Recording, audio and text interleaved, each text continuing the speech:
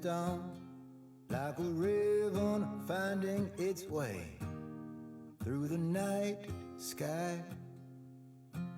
Just breathe, rest a while, my love. You've traveled across an ocean of doubt. The signal you were sending got scrambled. No SOS did find its way out. So let the silence speak like thunder. Let thoughts settle into clay. Let the words of a man who's just trying to understand help you chase your blues away. Into my arms, like a ribbon finding its way. Good evening, my friend and my brother. Greetings and salutations. How are you? I am doing really well. For the record, I would like no one to be shocked, A, that you're wearing a jacket and a shirt with buttons and a tie. B, that I have a shirt with buttons, I shaved, combed my hair, and I'm not wearing a hat. It may be too much for the general audience. I'm not sure. Well, we won't talk about what's happening from the waist down, much like they do on television, but that's for another conversation for another day. Thank you, everybody, for joining tonight. Really looking forward to this conversation. We'll bring up our featured guest of the evening, Daniella Mestyanek Young, the author of UnCULTured. That's our conversation this evening. Just a few housekeeping notes. There's a lot going on tonight. We want to make sure that we address everything. So we will be accepting guest requests for people who have questions and conversations tonight. We will ask that you submit your requests. Our mods will go over that in just a minute. But in particular, this live is also streaming on our friend RTP and Felice's live, and they are going to be, like I said, streaming it on their YouTube channel. So I want to give a shout out to them. There is a description of the various links to Daniella's book, and we'll go over those throughout the evening. First of all, I want to say before we bring her up, UnCULTured, I've finished this book. It is absolutely amazing. It's an incredible true story that I don't even know if we can put it to, I can't put it to justice. I think she's going to have to talk us through it, but there's a lot to cover. Anyway, the version that's in the TikTok shop, her TikTok shop, there's a link in my bio that will take you directly to that. There's also a link in her bio. We'll talk about that. That's an autographed version. The book is also available on Amazon in paperback version. There is an Audible audiobook and a Google Play featured, also available in Libby in your local library. There's a background, Anthony, if you have it. I think I might have sent you that. It's not allowing me to bring it up. Okay. It's saying it's too big. Okay. Maybe Greg can help with that so we can make sure that we can address all the various points of conversation for this evening, but that's fine. Okay, so let's have that conversation. Hang on one second. We'll bring you up, and I see you there, Danielle. I want to give you a proper introduction. Before we go too deep this evening, I first of all I want to say a few things because a lot of people were involved in getting this together and putting this on, and we could not do it without everybody's help, without my co-host, without our amazing mods, without mods from other creators, without the support of other creators to allow us to do this and to be able to stream this on a YouTube platform. And I think it's incredibly necessary that we all share in this conversation because this is a topic that we all want to get into. So I guess without further ado, I'd like to introduce our guest for the evening.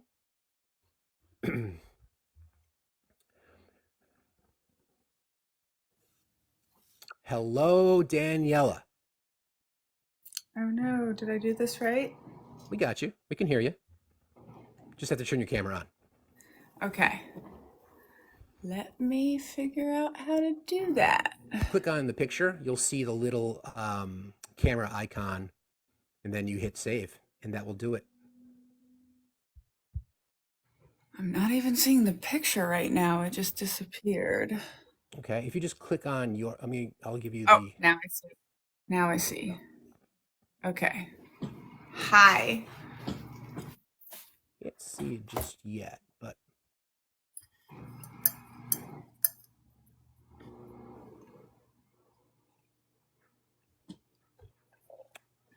are you able to find that icon button? Yes. I can see the camera on. Are you not seeing me? No. Okay. Why don't you we've seen this before. Oftentimes TikTok has its fun, it's glitchy kind of fun. um, why don't you drop down and then request again, and hopefully that'll Okay. reset it for you. Okay. Thank you. All right. And when you come back up the next time, Daniella, what we'll do is just have you, when you hit the camera icon, just hit save. And then Nikki, if you're out there, why don't you request and we can bring you up and you can have that conversation too. Okay. So we can get the mod details out of the way. I'm going to send Daniella an invite. There you are. There we go. Hey. Hello. Thank you so much for being here. Thank you for having me. It's our pleasure. Before we go too deep, I just want to invite one of our mods up just to kind of go over some couple of housekeeping notes, and we'll move through that quickly, and then we'll get into our conversation. Hi, Nikki. Daniella. You look beautiful tonight. So much. You look beautiful. I love your curls. Okay, Nikki, what do you got for us, About friend? hair control. Very good. I want to say good morning, or good morning, good evening for everybody. Thank you, everybody, for joining us tonight. If everybody can please like and share the screen, and like and share the live, and get us up to about 25,000. This is where we usually find is the best to protect the live. If you can share it with everybody, friends, foes, whatever. We're going to try to get as many people as we can so we can have a great conversation tonight. If you would like to join our Discord, we actually have a book club, which our first book was UnCULTured. I'm almost done. I have to tell you, I got the audiobook and it's amazing to hear you read the audiobook. I have to tell you, it's just, it's the only way I think I could have read this book is by listening to you. So I'm just, it's brilliant. I love that. If you all could tap the screen and get us up to that. So I came up to tell you about our Discord. It's fairly new, but we're building a really good community. Like I said, we have an introduction channel. Once you come in, you can introduce yourself and we'll get to know you guys. We have our book channel, our book club channel. We have our Facts What's for Dinner channel, since that's his favorite thing to do. We have a news channel, chatting, memes. We have a Get Out the Vote channel. And coming soon, and very soon, Facts After Dark, and an Are You Okay channel, where we're going to have links and everything for information. If you need to get the invite for Discord, you can get it in Fax's LinkTree up in his bio. Or if Greg, who's one of our mods, you'll see him down there, and he's got a little red, white, and blue icons. He'll comment down there. You can also find it in his LinkTree. Both of them are working. If they're not working, you can contact one of us mods and we can get it for you. Anybody that would like to ask a question, please request, and we will ask you what your question is so you can get it to us and we can get it to one of the mods. So please just be attentive to who's contacting you in the chat. And have a wonderful live. I'm so excited for this. This is going to be wonderful. Thank you, Nikki. You're welcome. Have a great night. You too. Thank you very much. Appreciate that. All right. So let's dig in a little bit here. First of all, I need to ask you about your shirt. So my shirt, one thing I didn't prepare is like pre-finding that passage, because of course I forgot, but I'll find it. So my shirt says Combat Barbie, and Combat Barbie in my day in the Army. So this is like 2009, 2010, 11, which is the surge in Afghanistan, right? So President Obama puts 100,000 additional troops in Afghanistan in 2009. So like the heart of my career happens during this time. This is also, spoiler alert, going to be kind of when we take down the combat ban and desegregate the Army by gender. And one of the things that they used to say to us, kind of as a slur almost, was, oh, look, it's Combat Barbie. And this would be like when we are in our full soldier kit, kind of, right? So whatever you think of G.I. Jane, right? We haven't really seen the military woman soldier on the big screen, but like if you can picture that, right? Wearing the helmet, wearing the uniform, all the weapons, all the everything. And we're in captain bars, right? Like I would be told, oh, look, it's Combat Barbie, not, oh, look, it's our intelligence officer, not, oh, look, it's one of the first women in deliberate ground combat. It's Combat Barbie. So I did name a chapter of my book, Combat Barbie. I recall. And I have like a pretty concise paragraph that I can just read, I think, that explains it, if that's okay. Go for it, please. Thank you. And so I am the only woman on this patrol. This is in secret. It's still illegal for women to go deliberately into combat missions, which are missions where we expect kinetic activity, like we expect things to go boom. So I'm the only woman and there's 25 men. The guys got this, I told myself. They know what they're doing. We assumed our practice patrol position and began to march forward. Our intelligence briefs told us there wasn't supposed to be much danger, but nobody on this team took anything for granted because we have just lost 10 of our guys in an ambush. I eyed First Lieutenant Andy Huang, the new platoon leader who'd been brought in to replace John, and felt grateful he didn't look nervous. I settled my face, careful not to show any emotion in front of the guys. I clicked into being Combat Barbie. A slur some male soldiers hurled at us women who dared to play their game. But we leaned in and decided to claim the term with pride.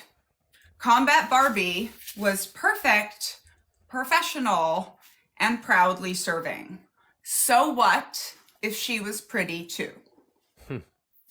And there's so much that goes into that, but I also just want to say that in 1980, the Department of Defense partnered with Mattel to produce Combat Barbie. The number one thing they fought about, as Anthony will probably understand, is the hair, because Mattel would not release a Barbie whose hair could not be combed. And the military, until very, very recently, you had to be perfect bun. And this is super significant. I really want us to get back to hair control. But so they produced this woman with this very non-military hair. And then they made Ken. And guess who was higher ranking? Shocker. One sergeant rank. So like you have to know, but still. Anyway, so I have promoted Combat Barbie to Captain Barbie. And she lives with me now, and she's also my first Barbie because The I battlefield didn't really promotion. have childhood because of growing up in a cult. And she always loses that boot, so she's kind of Cinderella too, even though I have glued it on many times. I wonder who was making the decisions as far at Mattel as to who determined what rank was what, and where and how. Sometimes I just like imagine those IPRs, like those meetings that they're having. Right. I was an intelligence officer during the surge, and I deployed twice. And I have never had more planning meetings than the time they made me plan the 5K to raise money for the unit ball. Well, that's interesting. I just think those planning meetings, but very interestingly, right, in 1980 was the Department of Defense realizing that they needed to influence little girls, Barbie age playing girls, to want to grow up and join the military. Recruit. And I hope we also get back to like the difference between recruiting then and now, because these are all like super deep topics. Anthony, I know just briefly, if you could tell, you've told me your story about, the decision that you made to recruit and what your goal was. Yeah. So, hey, thank you first for being here. Thank you for your service.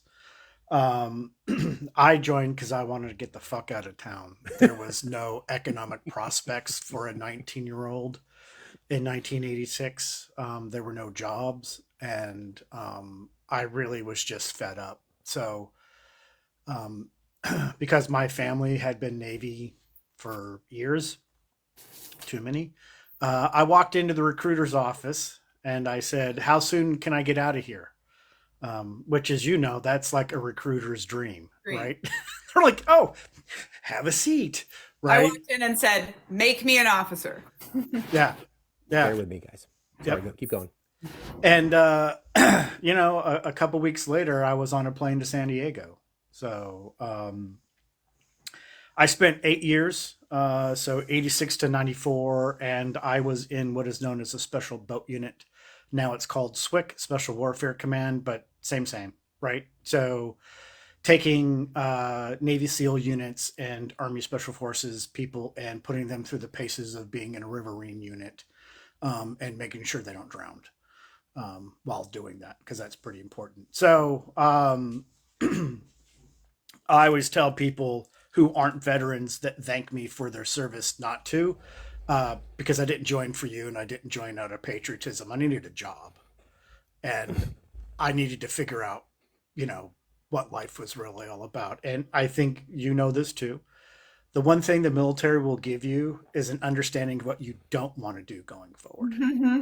And that's a huge leg up on other young adults, right? Knowing that there's at least one thing you can check off the list of things you might want to do.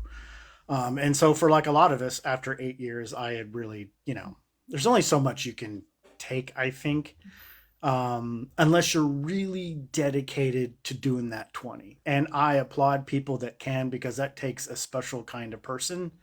I'm But the married. benefits are pretty cool. I mean, you know, if you make rank, you're not hurting when you get out. But I always say this jokingly, half not jokingly. I really made a lot of good friends in the military, but having to Sure. report to people who were really basically stupid that outranked me started to weigh on me, right? Right. Because I was that guy in the unit that did all the admin work for the E7 and the E8 because they didn't know how. And that was fine, you know. I'm sure. I don't mean to cut you off, brother. Yeah. I'm sure we'll touch on that throughout the evening. Yeah, I wanna yeah, make yeah, sure yeah. That we're sensitive to Daniella's time, because I think Yeah, these are of course. important conversations, which is part of the reason for being here tonight. Just before we get too deep, I want to just remind folks, if you'd like to support the channel, there's a pay-ups above my head. Daniella's book is linked in my LinkTree. It's the top link. It will take you directly to her TikTok shop version, which is the autographed copy. Correct, Daniella? Yes. Yes. Okay. It's If also you buy available it in. through TikTok, I will be signing it tomorrow on my live and chatting with you. That's At least beautiful. I'll try to get to all of them. You will. But you can buy it through anywhere you buy books. You can buy it in large print and digital and audio, which if Nikki's not still listening, like, tell her thank you so much, because of all the things I went through. I think recording that audio and having to do it in 5 days was one of the hardest things. And so I feel like it has a piece of my soul, and I'm really, really grateful for everyone that listens to the audio as well. It's wonderful. And it's also, again, Audible and Google Play and Libby for libraries, which is the audio version that you can get at your local libraries. Is that correct? Correct. I'd ask you that question. Okay. Yeah. All right. Since you brought up, you brought up your military. First of all, I want to say it's so funny seeing you when you're knitting. You had a question, Anthony? Play the disclaimer, please. Sure. Actually, it's a good call. Let's do that really quick. Stand by, everybody. We have a disclaimer that when we get into sensitive topics, Daniella, we've learned that it's probably a good idea to have these Great idea. disclaimers played in advance. So bear with us. TikTok. It is our intention during these live broadcasts to only provide fact-based information to the absolute best of our ability. We strive to never spread misinformation or to platform those that do. Opinions of our guests or commenters are theirs and theirs alone and do not reflect those of the host. Hate speech is not allowed, and we are diligent about policing it. This platform is for educational purposes only. We now return you to our regularly scheduled pandemonium, already in progress. Thank you, Chris.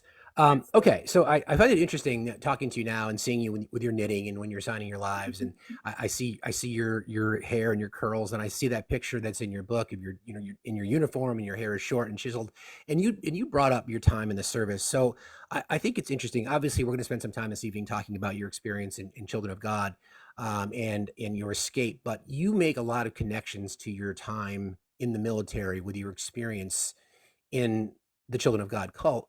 And I'm wondering specifically, would you have written this book if you had not joined the service? No, absolutely not. Even when I was in the service, so when I was a 24-year-old lieutenant, like being literally triggered for the first time, right? I mean, the way I describe it is I'd gone from being a cult child behind these commune walls to being one of the daughters of America that disappears behind the high commune walls of the Department of Defense. And as soon as I deployed to Afghanistan, I'm 23 years old, I'm behind these huge walls that I cannot leave, but the threat for me is inside the walls, right? Like the threat of schmexual violence is so intense that my boss literally tells me, you're probably gonna get raped while we're here. Right. And this is after my other boss has told me to, in the most quoted line of UnCULTured, don't get yourself raped. Right. And so for me, like there were these parallels. But the book I started writing during that deployment was just called The Girl from Nowhere. And it was my first attempt to try to sort it out. And that would have been a totally different book. Although I am proud that I put that line in UnCULTured, The Girl from Nowhere, when I'm like really struggling as a soldier. And I just want to go home. But I don't think it would have been the same book if Donald Trump hadn't been the president. I mean, I was kind of here I was, I'd grown up in this cult. I've had this relatively storied career in the military, and I was working like in veteran services. So in a very veteran friendly place when I started trying to tell my stories. And I kept being told like, oh, well, the cult is obviously evil, which asterisk, nothing is ever obviously evil in the place where it like grows from. And then people would turn around and say, oh, but the U.S. Army, that's a wonderful organization. And not only is that not really my experience at all, but the U.S. Army is 1.3 million humans trained to unalive other humans as efficiently as possible. The way I kind of explain it now with my group development organizational psychologist self is like, a military's job is to program individuals to conduct violence on behalf of state, right? Like that's what we're taught to do. We're programmed for 8 weeks to 6 months, and then we're deprogrammed for 3 days. This is how you get a job, right? Even what Tony said was so significant because he's like, you find out what you don't want to do. And part of all the problems with all the transition programs for veterans is they're just trying to translate what you did in the military to what that is in the civilian world.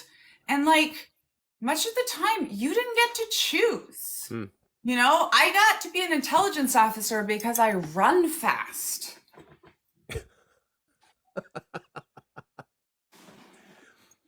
Fortunately, that was what I wanted.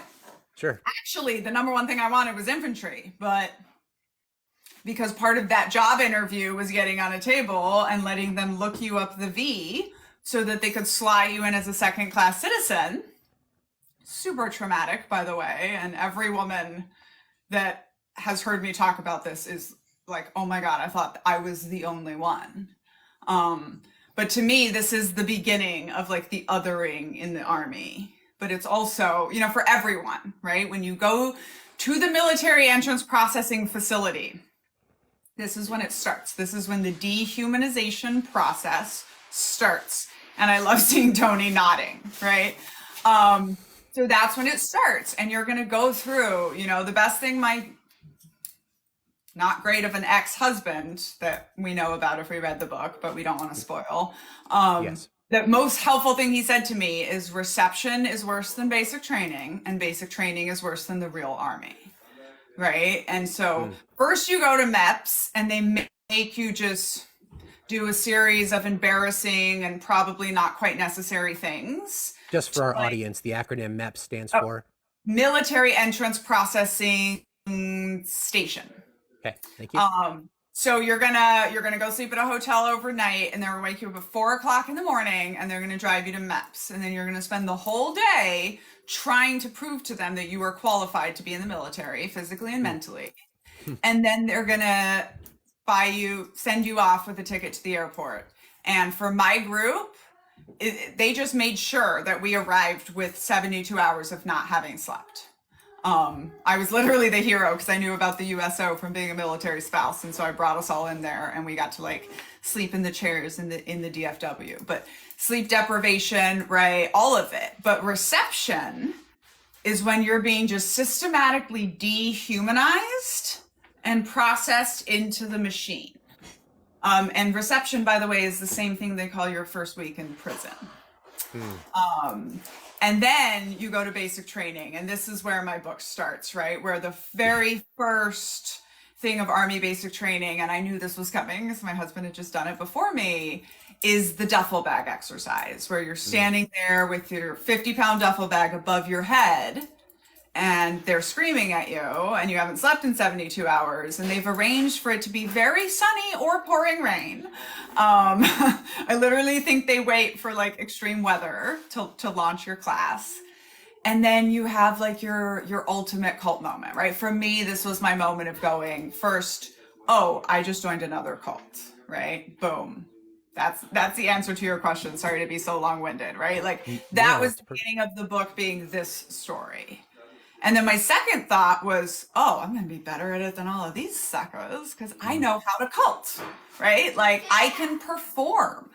And I have since realized that since publishing UnCULTured, that it's very common to go from high control religion or narcissistic family that you have to escape, maybe something Tony might have or might not have gone through, or just small town America that you have to escape that's a little bit culty, and go into the military. And at least as far as high control religion kids go, like across the board, we agree, like there was nothing harder. So for me, there was nothing the military asked me to do ever that was harder than my childhood.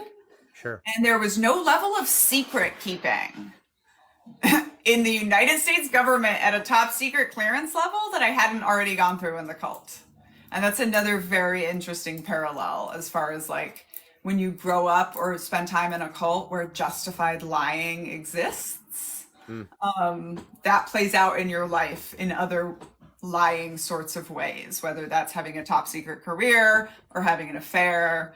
I mean, it's just very interesting. And I'm talking to you. Mentioned, well, no, thank you. Thank you very much. You mentioned, by the way, we're speaking with Daniella Mestyanek Young, who is the author of UnCULTured. I just want to read a brief sort of summary of her book. We're talking to her this evening. Escape by definition is rarely easy. And in UnCULTured, Daniella illustrates just how difficult it can be. Leaving the children of God, the cult she was born into, and surviving the U.S. Army, a group she chose to enlist in as a young adult, have both left many scars. Lucky for readers, she found her way through both experiences and then wrote it all down. 5 out of 5 star reviews, lots of those, by the way, Danielle, I'm sure you know, referred to as the best cult memoir out there. From one cult survivor to another, this is the best memoir of surviving a childhood trapped by the insanity of a cult that I've ever read, and I've read them all. Danielle's writing style is simple, direct, and searingly honest. If you've been through anything similar, physical or sexual abuse, psychological manipulation and brainwashing, feeling trapped, and that you have few options for safety and freedom, or the ongoing ache of developmental trauma similar to that of the throb of a poorly healed shin bone, we've all banged our shins, so we know exactly what that feels like. And you'll find yourself tearing up throughout this book many, many times. Again, available in paperback on Amazon, Audible and Google Play, and also available at Libby in your local library. And the link in my LinkTree goes directly to the TikTok shop version, and she will be autographing those if you purchase that throughout. There's the book in her hand. Go ahead. Also, Steve, maybe this is a good time for me to pull my Taylor Swift move. Do it. And announce that both in celebration and in gratitude of my community on TikTok hitting 100K and like what we've been through this year, I am going to be releasing my second unpublished memoir called Un-American, where we go even deeper into cult stories and army stories. But this time, instead of looking at it from group behavior, we're looking at it through the lens of power, privilege, otherness, whiteness, and what it means to be un-American / un-American. Gotcha. And I never published it. And so instead of publishing it, I'm going to release it on TikTok. And we're going to have some special book clubs where if you sign up for my book club, you're going to get a locked PDF to come and discuss. And then whenever TikTok unlocks their series, I'm going to release that as a series where I am knitting and reading it to you. And it's deep and it's raw and it's all of these topics, but we're just still going and deconstructing more stuff. At the end of UnCULTured, I found out right before I sold UnCULTured, and you will find out some information about my ex-husband that changed everything. And as at that point, 33 years old, an expert on extremism and radicalization, and with this book about to come out, I could see the entire path of what he had traveled, but I also could see how close I had come to even more extremism in my life. And I was like, well, I need to write this out. I need to keep looking at all of these stories again. And this really is kind of my TikTok channel is just, this is what we do. We just talk about all of these things and It's great. It's great. It's a great distraction for someone who's got at least 4 books in various forms of completion myself. I tip my hat to you for banging out as many as you have, because I can't get one across the finish line. But that's a different conversation. I want to go back to something you had talked about because the book opens, again, we won't spoil it for anybody, but the book opens with you in boot camp. And I think you start off with, without spoiling it, the first rule of being in a cult is you're not in a cult. And I think Fight Club comes to mind, right? The first rule of Fight Club is you don't talk about Fight Club. The first rule of submarines is you don't talk about submarines, that kind of stuff. So it sort of hit me. So did you expect, you just sort of talked us through that a little bit. Did you expect the experience I know your husband at the time described what he'd been through and his experience enlisting and going through boot camp. Did you expect it to be as similar as to what you had grown up in? So there's a thing in cults called a thought-stopping cliche, and this is something we just tell you to stop you critically thinking.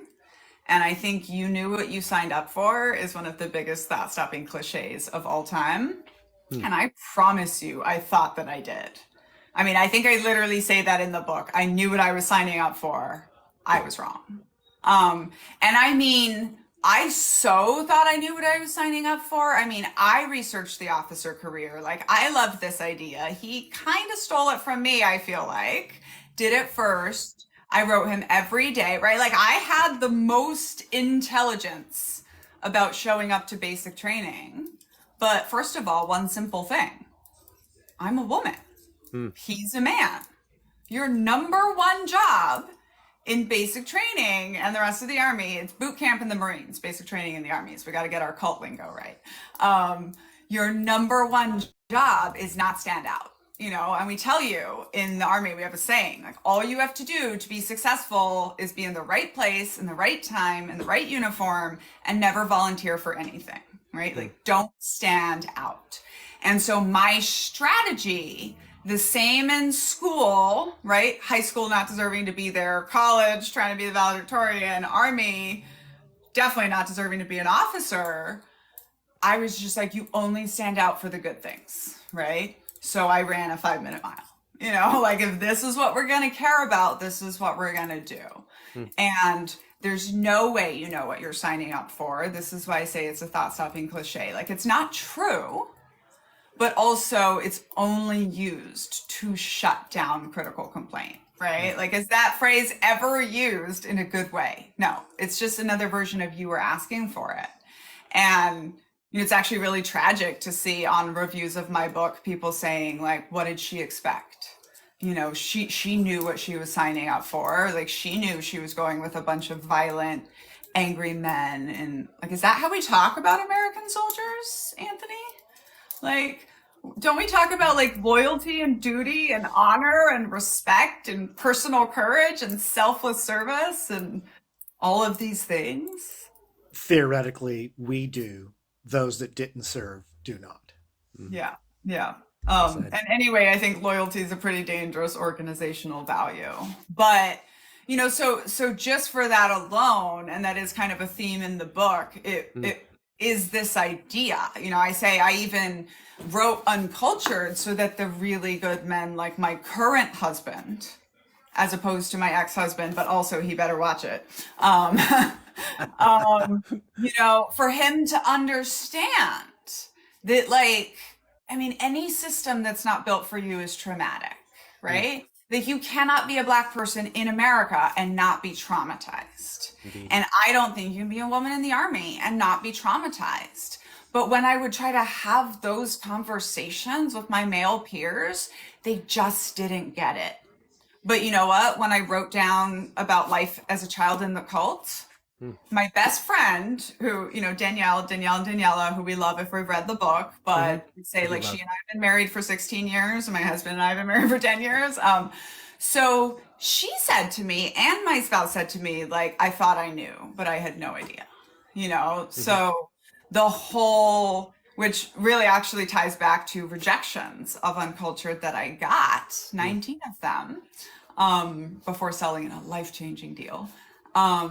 I got rejections that said, in a very nice parallel, we don't do Children of God because the abuse is too awful, right?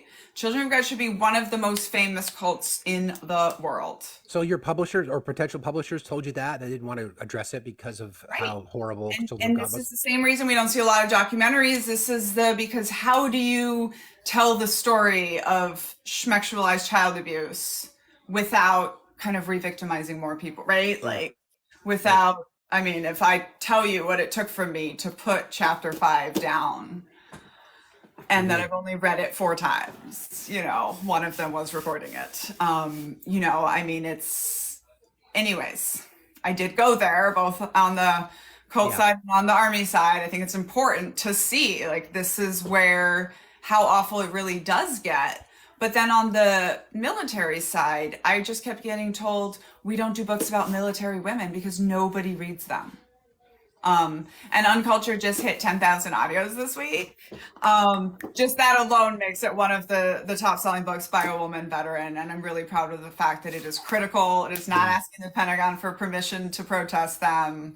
You know, I can tell, you know, I say in the, I try to say it in a way TikTok won't get mad at, but famously, in the book, I tell you that on our first day in the military, we are told that women in the Army are either a witch, a smut, or a D slur for lesbian. And, you know, these days, I'm like, no thanks, I choose all 3. You know, like, you don't get to tell me how to tell my story. And also, my story is a part of military history. It's an important part of military history. And the whole story is an important part of military history. Like, me going out on the patrol with 25 guys and noticing something none of the men noticed, that's an important part of military history that everybody loves to talk about. Loves. It's my most popular speech. Me getting pulled aside by, in UnCULTured, you only see 1 captain, but 3 captains, 3 senior officers pulled me aside and told me to watch my back.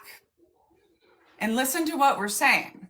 We are saying that 3 military officers believed that it was not only possible, but likely, these are military intelligence officers, that 25 American soldiers were going to simultaneously lose their minds and grape an officer out on the objective, right? In an unsecure location, right? That's grape culture. And that's what nobody is talking about. And the reason I decided to tell this story was a young Mexican-American soldier disappeared and they didn't look for her for 60 days. And when her family demanded to Congress that they produce her, they very quickly found her body in 3 shallow graves. and her name is Vanessa Guillen, and I think about her every day of my life. And the 60 days is so significant because, as I'm sure Anthony will, agree with, if a rifle goes missing for 60 minutes in a U.S. military facility, unaccounted for, the entire facility will shut down. Everybody from private to general will, they call this Arms Across America. You're supposed to be literally locked arms looking for this piece of sensitive equipment. So this, Steve, was like a national message to every woman who has ever served that we care less about you than a rifle, and not by 60 minutes, by 60 days, right? And, even in UnCULTured, where like there's Grape Alley, right? On a deployment, it was our only path between where we lived and where we ate. It was called Grape Alley. But on every military base in America, I guarantee you, there is a place that is too dangerous for the women to go. But like, if we just imagine for a second the idea of a place on a military base that was too dangerous for the male soldiers to go. They would mount a military operation. They would clear it, right? I mean, and this is actually one of my actual proposals in the back end military stuff that I do. Like, now that they're actually starting to keep data on schmexual assault, MST, it's called. There's a name for it, military schmexual trauma. Now you can do intelligence briefs. You can put someone like me in front of a commander and you can give them a grape brief. Sir, on your base that you own, this is where it's happening. This is how it's happening. This is who it's happening to. This is the ranks and the units that are doing it.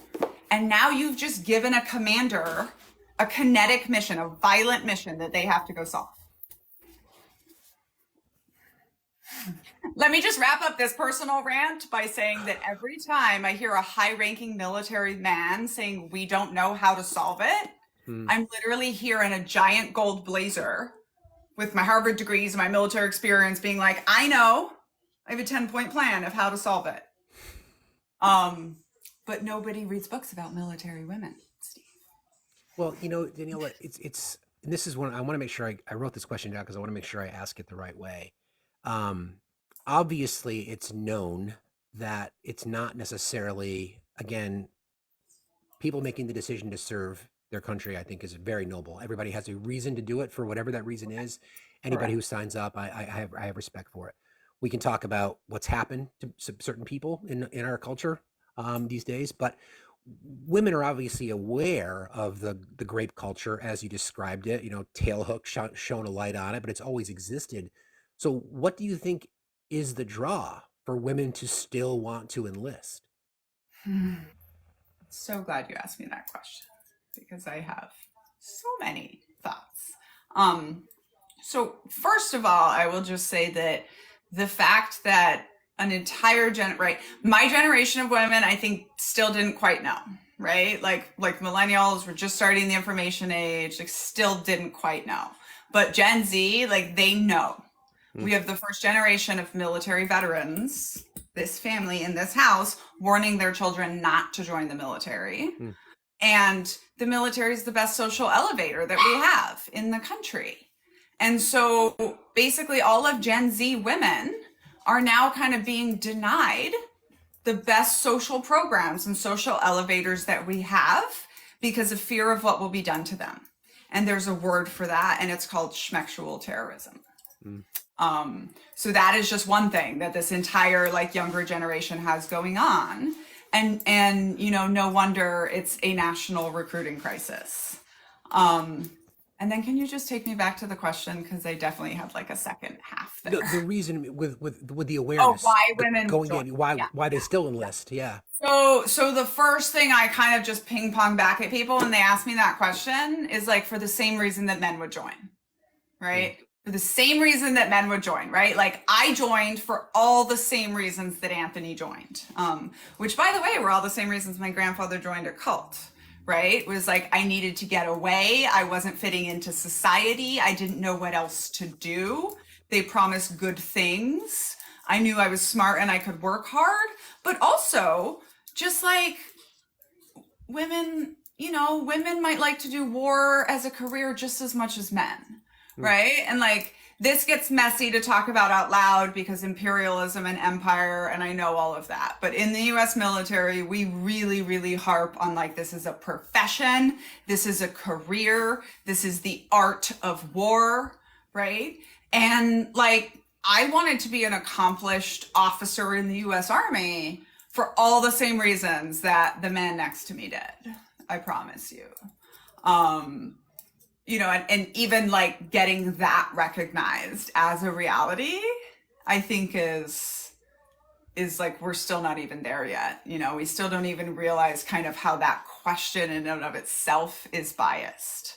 But yeah, I just think, it's the best social elevator, and it's also the best way as a woman. If you want to be, if I wasn't born in the Philippines, I could run for president this year.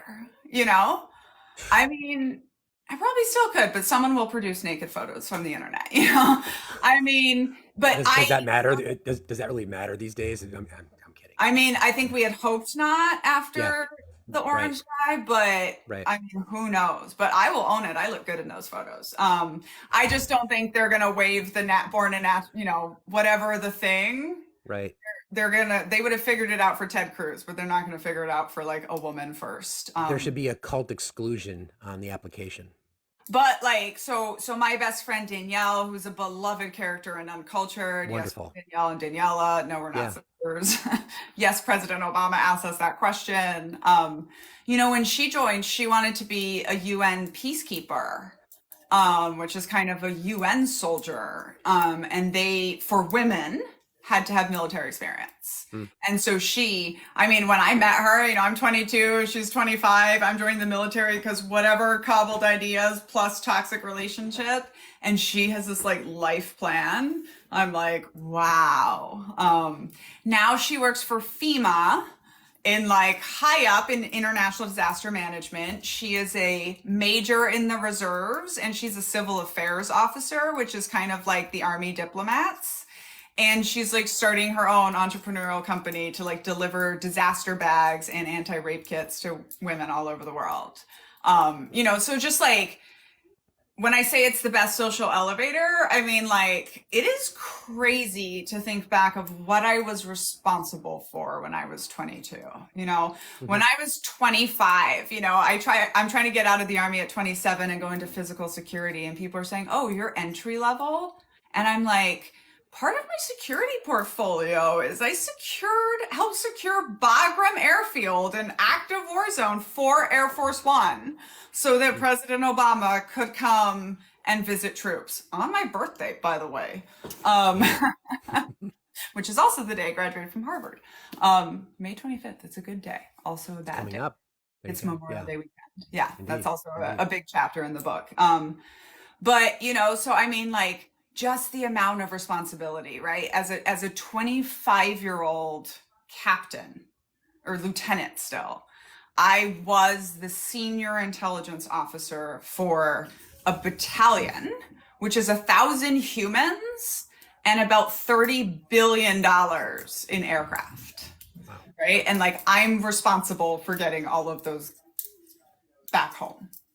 That is crazy, right? So crazy. I got some really cool opportunities in between being a lieutenant and a captain. And the colonel, who's not our favorite in the book, denies me 3 different times. Not our favorite. And one of the times, it's not in the book because it's like, these are stories not in the book, but Gotcha. I had chances to not have to be on the second crazy deployment with that unit. And I tried to go, and I was denied. And I was like in Scott Halter, who's the one that we do love, who's the Army officer who put his legal name in a critical book while he was still on active duty, which is cojones. And I was in his office just saying, like, because they were saying the reason I couldn't leave was because I was the most experienced aviation intelligence officer. And I was like, your entire warcraft machine, you're telling me this is resting on the expertise of a 24-year-old right now. And we don't see a problem. I'm still So it's I'm both. not. I'm sorry. Let me just say, That's like, okay. it's both Sure. incredible development, but also there's a reason it breaks us. Like, there's a Right. really good reason I was 100% disabled at 33. It just you really are trading your physical and your mental health for social advancement and a fulfilling career. And it's just a really crazy choice, not unsimilar to joining a cult. I want to be careful how I've asked this question because and I'm going to go back a little bit based on what we were just talking about because you talked about the question I asked you about the fact that we know that misogyny exists, we know that SA still exists in the military, we know that there's Great Valley, we know these things still exist, and your response when I asked that question was because it's the same reason you chose to enlist or other women choose to enlist that Anthony chose to enlist in spite of all that, even because to me the barriers are even more intense for women than for anyone else just because of that. So I guess the question I have for you is, were you, because of your experience, because it's not that long in between when you left Children of God to when you decided to enlist, did you still seek out that higher authority? Was that part of your desire to be part of the system, to use words from your Yeah. book? So, but just to be clear, I think that still today, like, I didn't join in spite of that. I had no clue. Okay, gotcha. Right. And that's understandable. Like, people Sure. miss that with me because, like, I only spent 6 years in American culture and I was Right. in art school. Right. But I still think like there are either young women joining that don't know or Mm, just don't have any other choice. right. Right. And many people leave a cult by jumping to an abusive relationship knowing that that's what they're doing, but that's still like their way out. Right. So I do think that some women are going in knowing like this is the price I might pay, just Mm, like men go in knowing that they might sacrifice their lives. But as we just had a judge in 2022 say, grape should not be considered incidental to military service. hmm. And of course, that's one of the things we need to fight for. But for me, it absolutely was. First of all, like I was in an emotionally abusive relationship that was I now think was a year away from becoming physically abusive. Gotcha. And I realized that if I stayed on the path of literature degree, army wife, I was going to be isolated. I mean, I was literally so close to just being isolated in Fort Polk, Louisiana, in the swamp that Eisenhower gave in World War II for them to train on. Mm, It's the base that they tell you to bring your family in at night so they can't see how, depressing it is on the first night. And I was like, well, I'm not, that to me, when you ask me if I saw the parallel, like I saw the parallel there. gotcha. And, the way I explain it in UnCULTured, which by the way, the chapter where I answered this question, why I joined the army, it's a nothing chapter called Bring Me to Life, where I'm in college and I have to tell it two ways, right? Because I was like, I was rocking and rolling, and also here's this abusive relationship. Mm, And I describe it in these chess terms as like I was forked. I was either going to be trying to be a high school teacher, but probably just a stay-at-home wife with kids with a probably abusive husband, or I was going to be an officer myself. right. And this is where my cult baby and neurodiverse sense of believing in myself, even when there's no like evidence that I should, helps me. And I was like, well, if he can do it, I can do it, right? Like, obviously I'm as good as he is, so Sure. I'll do it too. It must have But been a strange. I mean, I'm sorry. just to finish, like 100%, like at 22 years old, I was not ready to just like be in the world.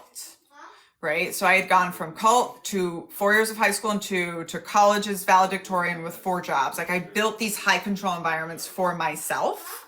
And you still have guidance in college, right? College is kind of like practice adulthood. And if I hadn't joined ish. the military, I was just going to have a PhD by 25, and Mm, just be in the cult of academia wow. because like I couldn't.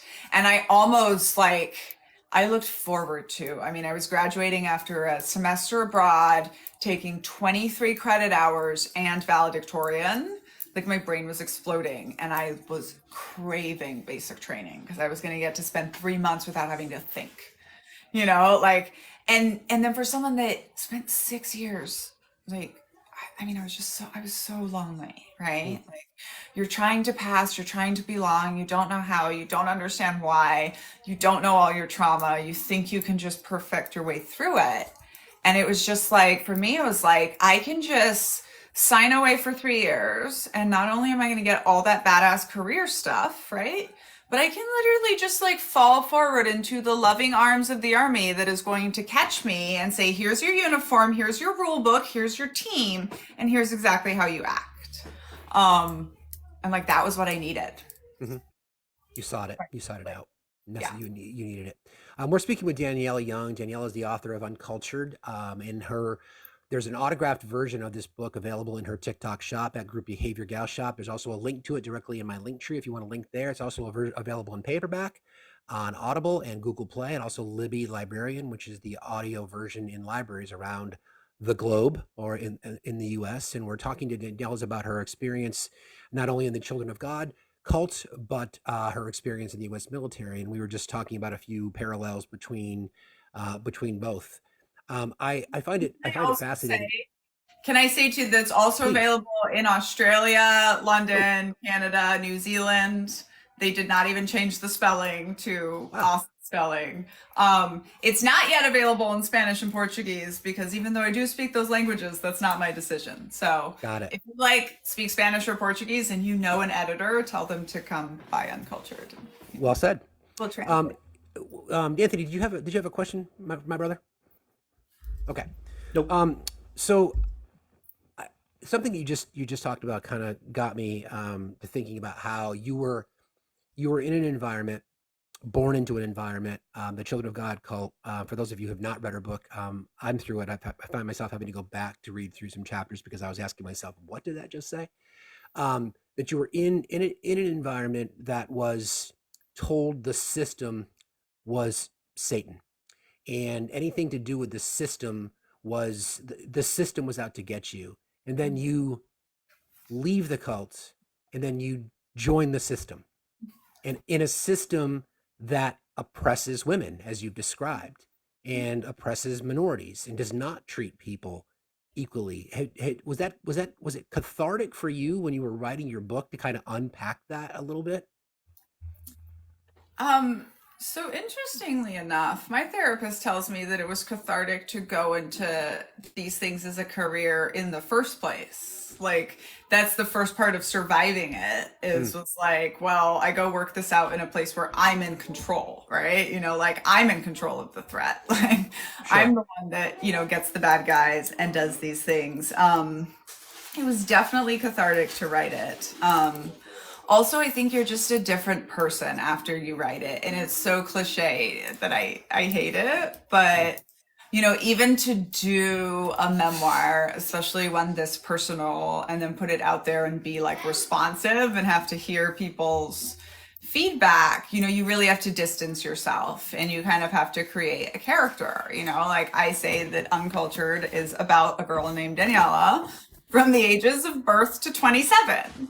And like, that's the character you're getting. That's the story. And then like 33-year-old Daniella peeks back in the end and is like, hi, okay, I'm starting to be fine, but that is for me kind of how I developed it. But then another way that I think it's so cathartic and life-changing is, my favorite quote about writing memoirs: nobody reads your story, they read their story. Indeed. And so me and the team that helped me write it, like, really worked hard to have it sort of be that experience. You're sort of in the eyes of Daniella experiencing this, but of course you're relating it to like what you've been through in your life. Because I think one of the values of my story is I have one of the most extreme versions of stories, right? So like, we can all agree that the sex cult that believed in pedo for God, like, we can all agree that was wrong. But then I can show people like, oh, but your group does this tactic, right? Here's my intelligence training coming in, or I can give survivors that think like their story was nowhere near mine, And they're never going to have the validity of somebody saying like, yes, your family was a cult, right? Or your church was a cult. But they can recognize their childhood in the lines of my childhood, you know? And in military, right? Like we can all agree that women that sign up to serve their country should not be brutalized. But like it happens to regular women, you know, like this happens to all the daughters of America. Like, what are we doing about it? So I do find that like it's ongoingly cathartic to be able to use the, like, not just the pain, but all of the stuff that I struggled to like put into context and language and really just explain my own experience going through it, that it's actually also helpful to like all of these other women and men who've been through a variety of different experiences. I want to get into our conversation about extremism and what we see today in just a little bit, but I want to go back. When you and I spoke recently, I was I'm referring to specifically. There's a chapter in the book where you talk about a pretty serious injury, being a kid, like a kid kind of injury, that kids fall down and do some damage to themselves, and how within your community there was a lot of resistance to the system doctors and system medicine and the whole 9 yards. And I described to you something similar, not nearly as extreme, that I went through. There's a lot of people potentially that are watching tonight, and or I'm sure that you've come across, or that we've all come across, that are opposed to medical intervention to help the people that are the most important and the most vulnerable in their lives. They may not be in a cult, but they may be, well, by definition, perhaps they are in a cult, a religious cult, where they're averse to those things. Would you have any advice for those people? Yeah. So, you know, the first thing I will say is like fellow survivors of Children of God who are like prepping themselves to read this book because, you know, it's CSA, right? That's going to be very hard. Then came to me and they were like, the medical neglect is actually what's the hardest to read about, right? And so medical neglect, medical abuse, geographic medical abuse, right? I mean, these are all different things that are going on in my story. You know, to the point of being denied anesthesia for things, to the point of like willful negligence. But, you know, what I would say to people is just like medical abuse and control is one of the things that we see in almost every cult, in almost every version of coercive control. And by that, I mean to make very direct parallels between an abusive relationship, a 1-1 cult, right? When an individual comes under the coercive control of another individual. There's one of those in UnCULTured, my first marriage. Then you have like a narcissistic family, and growing up in that, like that's a cult experience. And then you can have like a real cult like mine, right? I mean, you can have corporate cults, you can have commercial cults like MLMs. And in all of these, absolutely all of these, is it very common to find medical abuse, specifically through control. And I have a lot of theories about that, both as a survivor and a scholar. But one of the big things is just like, because medical personnel are the ones that are most likely to crack your brainwashing, help you get free, recognize signs of abuse, right? Like whatever it is. And so having we don't go to doctors policies is very good if you're abusive, right? Just generally. I mean, there are so many books of cult survivors, narcissistic family survivors, where the parent is a doctor and there's still a huge amount of medical abuse and neglect in those families. You know, so it's just absolutely a piece of control, a piece of patriarchal control. And when I say that, I mean like family law comes out of property law, where women and children are objects. But then I also find it to be really, really interesting that we see a lot of what I call the crack in the brainwashing with a cult, right? So mine is on 9/11. My people are cheering and praising God for his destruction. And I'm 14 going, oh, maybe we're the religious extremists, right? Like maybe we're the bad guys. But a lot of people have their crack in the brainwashing with a medical emergency, either for themselves or their children. And like the woman that is now my like business manager and fellow cult survivor, like she is cracked out of her cult during COVID, just watching the crazy medical stuff and what her cult was saying and preaching. And my like social scientist way of explaining this is when you have like a really significant medical emergency for yourself or your child, you often realize like there's no limit that the cult is willing to limit your sacrifice, right? Like the cult every time is perfectly happy for you to lay down your life for the organization, right? And in the Army song, the one we perform at every official event, we actually sing, and the army goes rolling along. Yeah, anyone's son will do. We're just reminding ourselves. Even something Tony said early on, it's like you just go into the army, they don't care where you came from, they don't care what skills you bring. Like you're just kind of a replaceable part of the machine. And there's a really good example of this in The Vow, when this one actress, like a show has to start 15 minutes late because she had to get food. And so Keith Raniere is like, the next day, he's like, what happened? And she said, oh, I'd been working too hard. I had to get food or I was going to pass out. And he just looks at her and he goes, sometimes you just got to pass out. Right. And like, that is her moment. And I will tell you like a kind of scandalous personal army story, which is when General Petraeus, who is my military cult leader favorite example, comes to the 101st, which is where he got famous from, throws himself a military parade. Yeah, we saw another leader do that recently, right? Which is 2 days of the entire division standing out in the Tennessee summer sun for 6 hours, marching and standing still, right? And something that happens often when you're doing this is soldiers will pass out, whether it's from dehydration, whether it's from locking your knees, trying to be, standing, because you have to stand at attention. But if you lock your knees for 3 to 5 minutes, you will pass out. And so you're like trying to stand still in military bearing, but also not pass out, right? It's very, very physically taxing. And General Petraeus gives the order up front on the microphone that anyone that passes out will not be taken to the back. They will lay where they fall. Which, by the way, like, it's the modern military, so obviously we were not about to trample them to death. But 100 years ago, that was a military death sentence. Right? Like, if you're not strong enough to stand here and do this, you deserve to not exist.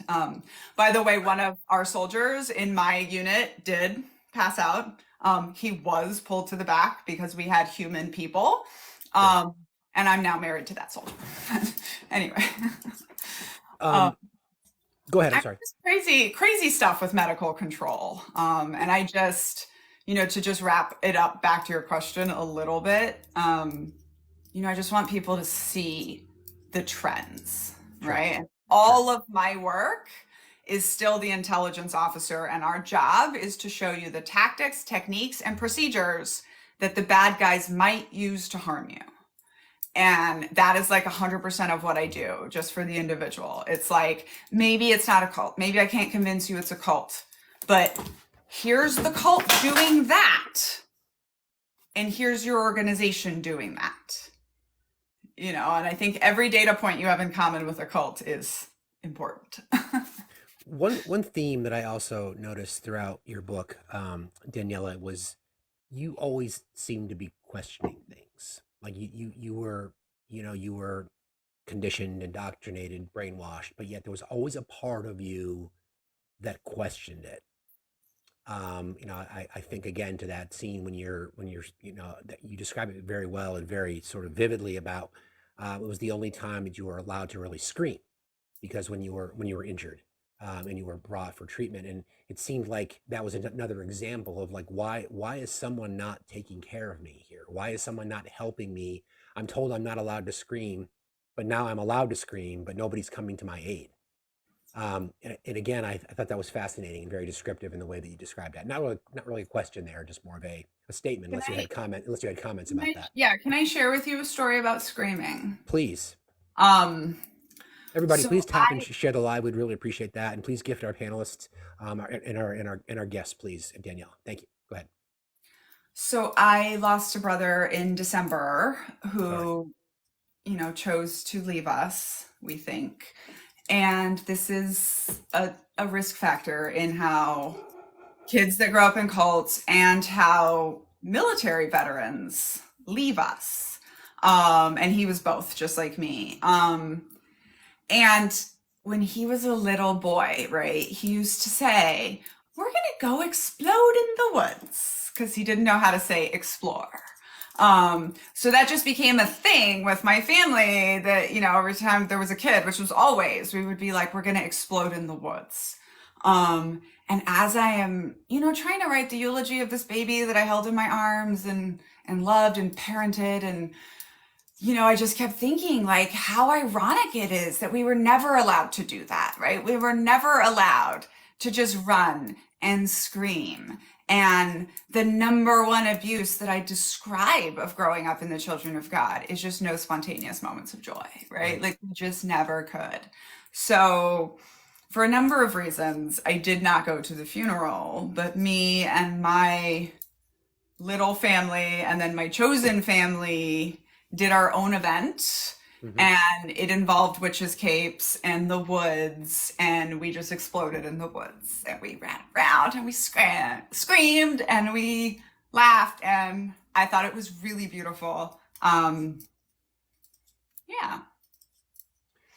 Again, just the little things that we all perhaps take for granted, that just those moments of being a kid, the innocence lost, and just the ability to express emotions that were constantly under threat and sequestered. And again, as you describe it, feelings that you were accustomed to, which made sense as to your military experience. Again, I go back to your introduction to your book when you're talking about the duffel bag and you're realizing, oh yeah, I've done this before. You know? Yeah, and you know, it makes you an incredibly good soldier, right? The ability to deaden all of your emotions, but it makes you really bad at like pretending to be a human, I guess, you know, and like, I mean, I had this crazy moment where Scott Halter, my mentor that we love from UnCULTured, who is literally like the most stoic, deadpan, scary to brief man you have ever met, even though he's a wonderful human. And I'm watching this man tell me that I don't have enough emotion in like telling my own life story, you know, because like, if you can stand there and say things that make grown men cry and you're like, fine, like people are like, oh, it didn't really happen, or it wasn't that bad, or, you know, it's the whole like not being the proper victim. And they just don't understand, like, no, what I have is called like that's called emotional affect, and mine is weird, right? Like I might laugh talking about horrible things, you know, like I might feel like I need to giggle when I talk about the 10 guys that we lost, because I was disconnected from my emotions on purpose in my formative years. And I carried that through, again, military career, right? Great. I'm going to be better at this than all of them. And arguably I was, but then it broke me, you know, and this is actually a good way into the attitude and appearance control, right? Because that is something that we always see in cults, in any version of coercive control. We see attitude control, which usually shows up as toxic positivity up front. In the military, it's don't complain, it's rank, it's, you know, all these different things. Suck it up, whatever. For my next book, I'm going to write an essay in like a subchapter called Keep Sweet, Rank, and Obey. And I'm like, the cult attitude control, military attitude control, exactly the same. And then appearance control goes really heavily into it. And it breaks into 4 parts always that I have found, which is hair, ding, ding, ding, huge in the military. They hate this. Body size, body coverage, and underwear, which includes socks and pantyhose. And all of these things, you know, attitude control, appearance control, these are all super, super important. And then just bringing it back to like the emotional development, it's like after you get away from whatever your cult is, whatever your coercive control is, like you have to figure out everything on your own. And it's freedom is also so scary, and it's so hard because you literally like, you know, I wrote this essay about how Prince Harry, veterans, and cult babies all have the same problem, which is like, he's 38 years old, but you have to practice to be good at life, you know? Yeah. And he's not, but like, he has this moment in his book where he's 34 years old, he has a wife, he has a kid, he's a prince, he's a military officer, right? And he realizes for the first time that he can just hire his own lawyer. Right. You know, he doesn't have to go through his family stuff. He's not actually trapped. And I like 100% relate to that, right. You know? And you have to just kind of have this messy period when you get out of that control, I think, because you're learning to like reattach your emotions. You're learning to like who you even are, you know? If you grew up in a cult, you never got a chance to form that. But if you joined the military before the age of 25, which is absolutely most of us, like, it changed your chemistry, your body, your brain, everything forever. And we have to take off the cult, what they call the pseudo personality, but then you also have to deal with what's under there. And sometimes it's nothing, and that's super frightening. Well, an obvious, you know, 100,000-foot perspective on both the military and cults is they certainly don't want individuals. Exactly. For sure. Your number uniform one code. job, Yeah. Your number one job in any high control group is don't be an individual. Right. Don't stand out. And that's why for women, non-traumatizing military service is a zero-sum game, right? Yeah. And this, again, even goes to hair control, right? Because on the first day, if you, me, and Anthony all shipped out today, we would all show up, the same physical condition, the same whatever, we're going to go through the same training, but you two show up bald and I don't. Right? And for all of those that like to still think it's about lice and like believe what the cult told you, like, what are these female resistant lice? I just love to tell people about it. I'm like, what? So women don't get lice? You know, it's the same reason we know that the general Schmeck's ban in Afghanistan was about racism, sexism, and purity requirements. Because when Don't Ask, Don't Tell came down, they said it was about don't get pregnant, deployability, operations. But they were really, really concerned about how to keep the girls and boys apart. And that's just a purity requirement. I think that's a great segue opportunity because you touch on extremism a lot. You touch on it quite a bit, and you dedicate some chapters to modern day extremism. You know, MAGA, Q, the whole 9 yards. And it seems like, and this is always a question. So we've talked about this many times, Anthony and I, and through conversations we've had in this app about, from my perspective, and there could be more, but I always think about 3 distinct groups that I'll never understand how they could fall into the MAGA cult. I'll call it what it is. I'll ask your opinion on that in just a second. Women, members of the BIPOC community, marginalized groups in general, but in particular the BIPOC community, and veterans. And from talking to you, and even veterans and even active duty, from talking to you, veterans makes a bit more sense now because, again, you're looking for that higher authority. So that transition from one group to another, again, looking for something to be a part of. Does that make sense to you? That's the first part of the question. Those 3, I'm sure there are others. And the targeting of young white men in particular, from an extremism perspective, we know that extremist groups are gaining popularity. We know that a lot of them currently identify with YT supremacy groups and thus MAGA extremism. So could you help us unpack some of that, please? Absolutely. And like, this is exactly the theme of the mini memoir on American that I'm gonna like release soon, and like how this happened, right? Like, how did we end up with 20% veterans storming the Capitol? Which, by the way, 13% of Americans are veterans. And if we take out the ones that can't walk, like, you know, the young mobile veterans, it's like 7%. So how did we end up with 20% at the Capitol? And I tell you what, UnCULTured was prepared before the holiday, and it was set to go out to a bunch of publishers on January 6th, 2021. Wow. And it didn't. And instead, my husband and I are sitting in a townhouse 15 minutes away from the Capitol watching veterans storm the Capitol. And we know at the time, like, I don't know, Anthony, if you were watching it, but like, there was a dude with the zip ties from his belt, and we find out this is Lieutenant Colonel Brock so-and-so, but like, we knew he didn't come in peace because we use those as handcuffs. Like, we can see the thing. And so I've been writing about this and asking myself this, and nobody will publish my essays on this because apparently they're too extreme. But when my book went out 6 weeks later, it got bought by the first, editor that saw it. And I knew that even on January 6th, because I was like, everyone like is going to have to try to understand this. So first of all, I will just come out and say kind of what I actually say in a trial in my next book to generals, which is, they're asking me how someone who's a white extremist can have had such a successful military career. And my answer is because violent white men is what you select for.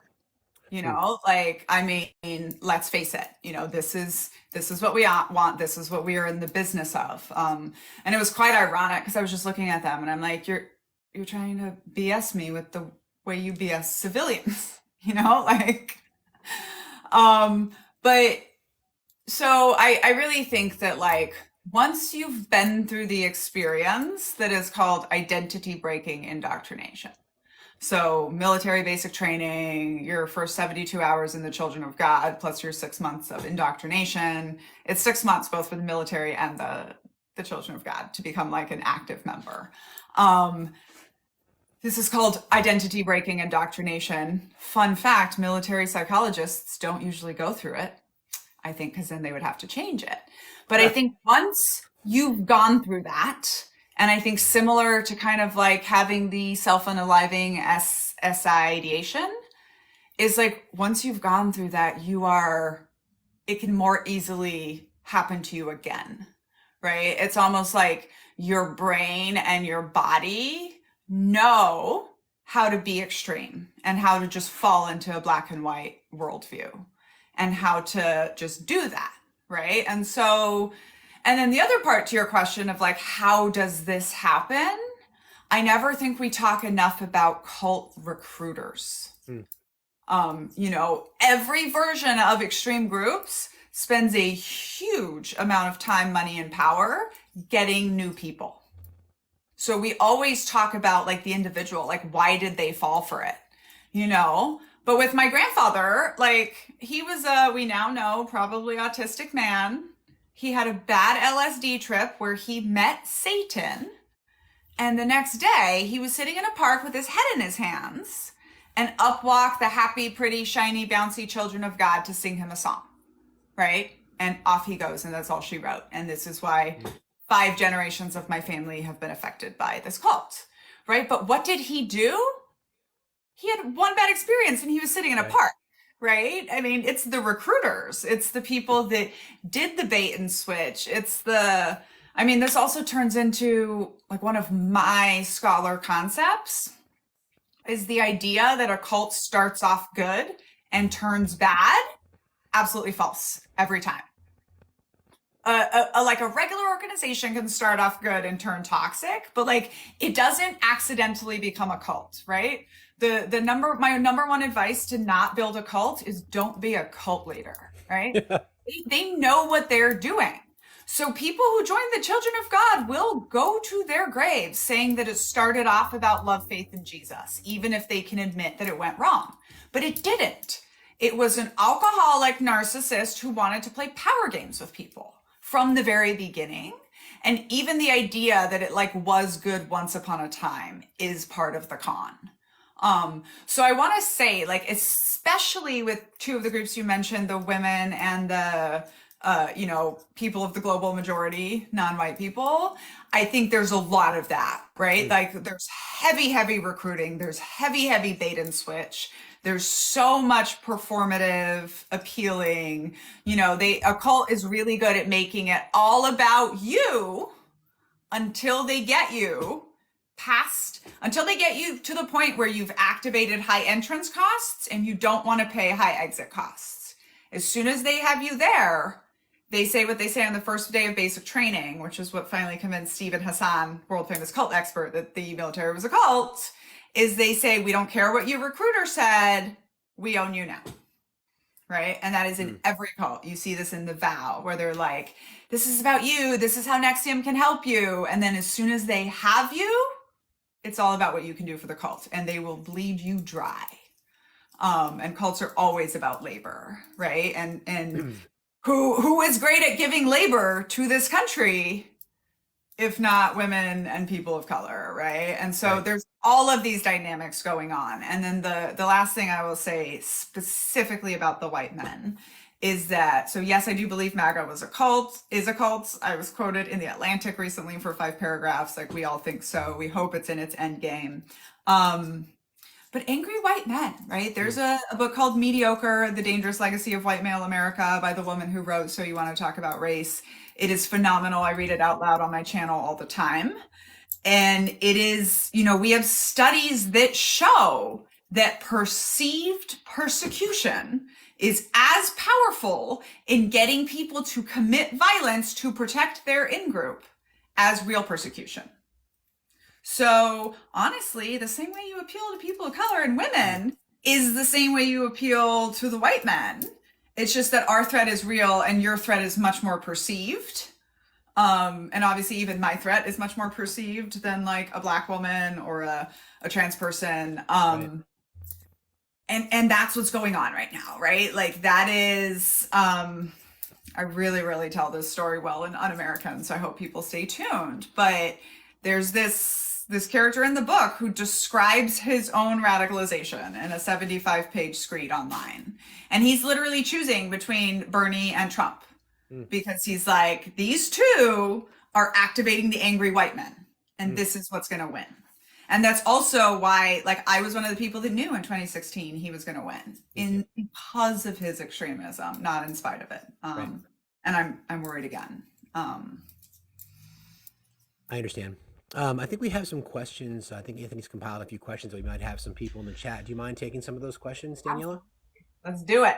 Thank you, brother. Thank you, everybody. Please continue to like and share the live, and please gift our panelists. And thank you again. Daniella's book is UnCULTured in the TikTok shop. If you purchase that version, it will be autographed, and you can find that direct link either through her, by clicking her profile. There's also one in my LinkTree. And please join the Discord when you're over there. Thank you. Also available on Amazon, paperback and audio versions on Audible, Google Play, and Libby for libraries. Special thanks to all of you. I see mentioning the audio, like super hard, has a piece of my soul. Love you so much. Indeed. What are your questions? First of all, it's important to comment that my hair loves the TikTok shop. Now, this is a running joke that we have going on because, hair products, as you well know, are super duper important. Thank you, TikTok shop. And we have no shame when it comes to things like that. Did you get free hair products from TikTok yet? We're working on it. I wish. I don't even get a sample, right? All right. So for the veterans out there, there were several people that were asking about your MOS. So I did reply intelligence officer rank captain. But I didn't know if you wanted to give any more clarity on that because that had come up several times. So let me explain the two different, I guess, interesting things about my military career. Well, there's 3. I also won a marathon in Afghanistan. But I was an intelligence officer. I was just your regular all source intelligence. We don't care that you speak 3 languages. We're going to send you to my exact area of expertise from my 4 years back and forth to war in the 101st Division is things that KIA helicopter pilots in Afghanistan, which made it really fun when I became the military spouse to a special operations pilot flying the most dangerous missions. Boy. Yeah. And I was home with baby and also government trained expert on how this can go wrong. Not fun, but And then also, just because I was in the right place at the right time and was very enthusiastically voluntold that I would be one of 43 women from the 101st going into deliberate combat. And this is significant, and I get to kind of trash talk Petraeus, which is always fun. First of all, the first time I met General Petraeus, he was giving me my commission and an award for being the most physically fit woman there. And he challenged me to a push-up competition. Like, that was his response as a general to a 22-year-old was, do you think you can do more push-ups than me? And I responded, of course not, sir, even though absolutely could I. I once did 92 push-ups without stopping to prove to my husband that I was stronger than him. Yeah, I was that girl. Damn. Anyway. No surprise. So I became one of these women. So what happens is in 2010, General Petraeus names this as a counterinsurgency. Like, this is what is going on. And this is very significant. This is why he's famous, all the things, right? Well, now he's famous for other reasons. But the thing about a counterinsurgency is nobody has ever won one. Because all you have to do is outweigh the people that are in your country. And so I say this is like a really interesting cult intersection with the military, because honestly, as soon as we named it a counterinsurgency in 2010, we should have been figuring out how to hightail it out of there. And we didn't.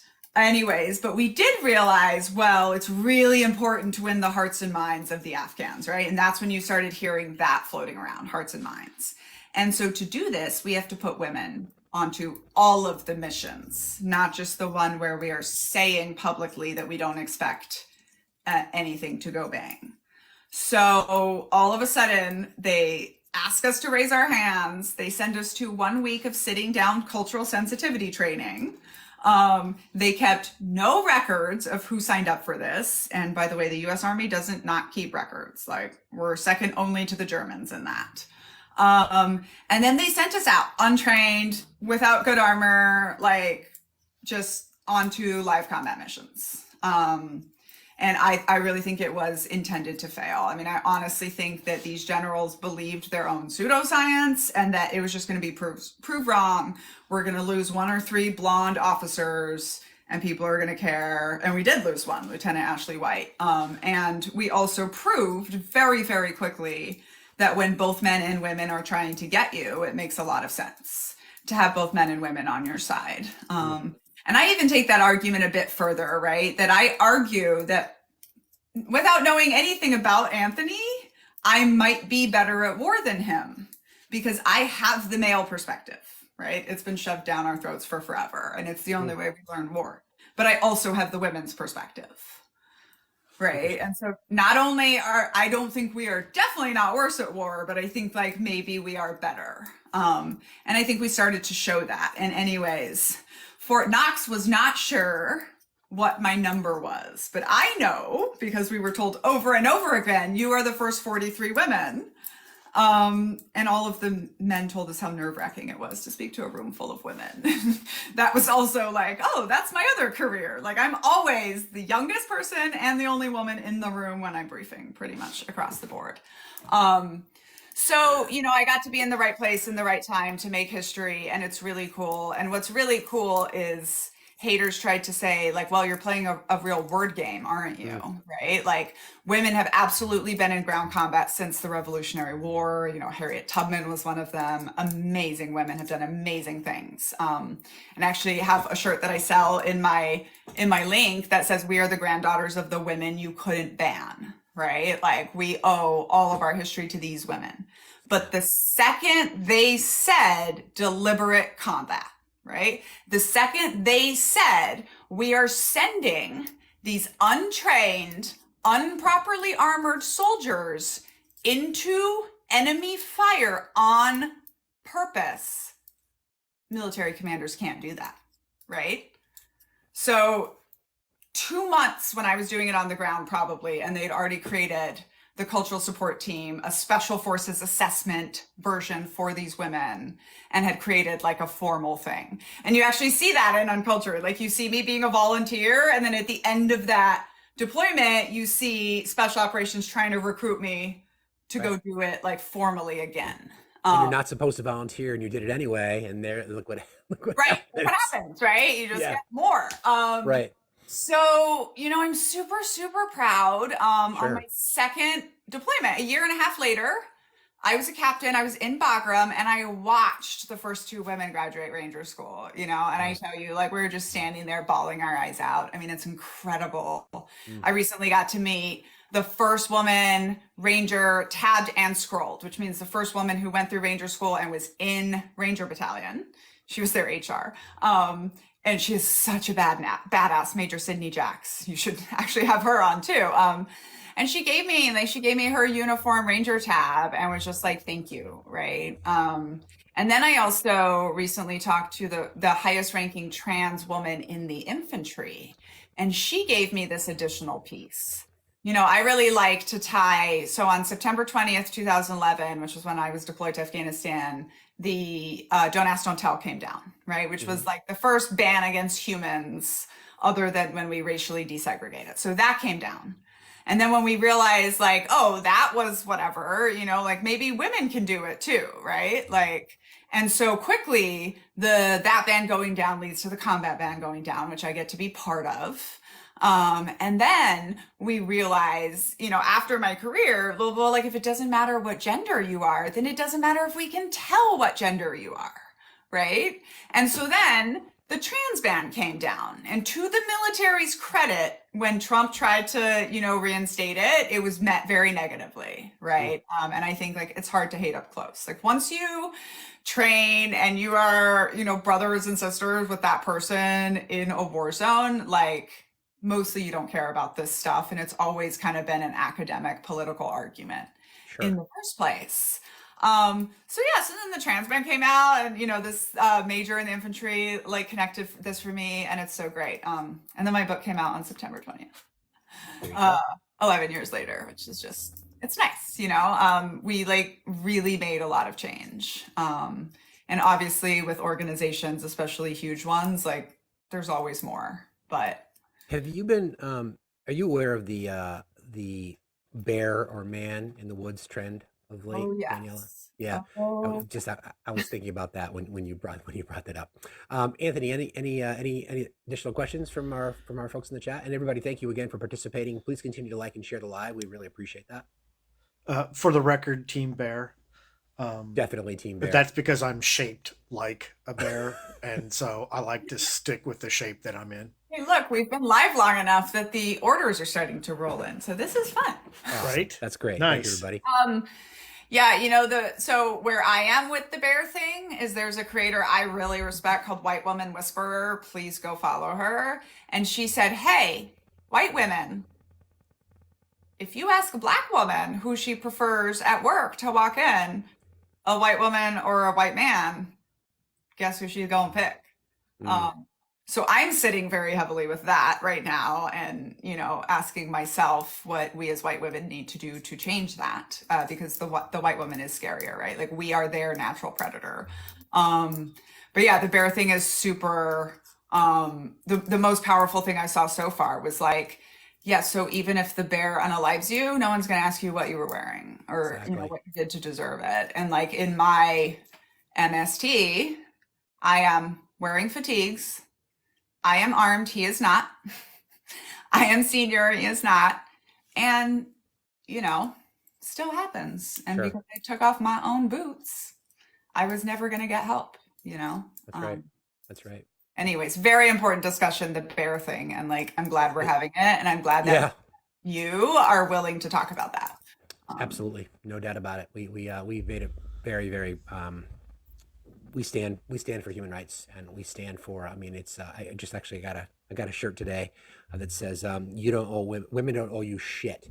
And I'm going to be featuring that more and more. There's that one. So it took me 7 years to radicalize my libertarian pilot into a like fully fledged feminist. But now he's just a walking billboard for like anti-sexism, and like he doesn't like things, but the one thing I can buy him is feminist t-shirts. Like he just went to school in a shirt that said feminism, the like crazy idea that women are humans or something, And it's just like great because he's just like such a safe man. But more importantly, and this really goes back to why I wrote this book, right? Because like I can tell these stories and it gets almost nothing.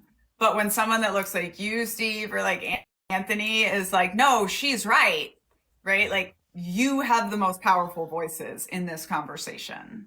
And the best way I ever heard that explained was women couldn't vote themselves the right to vote. So like I am fully out here with this book trying to radicalize the good men into like speaking up when these things happen.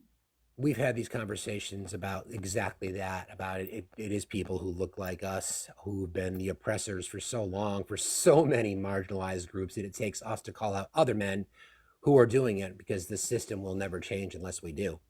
We've created it, therefore we have to tear it down. So I was just in a restaurant in my, I live in Maryland. It's very diverse. And me and my husband were in like our favorite tapas restaurant the other day. And there were only 6 other tables and everybody was white. And I was just like looking around. I was like, historically, this is not good, right? Like we are not the good guys. Right.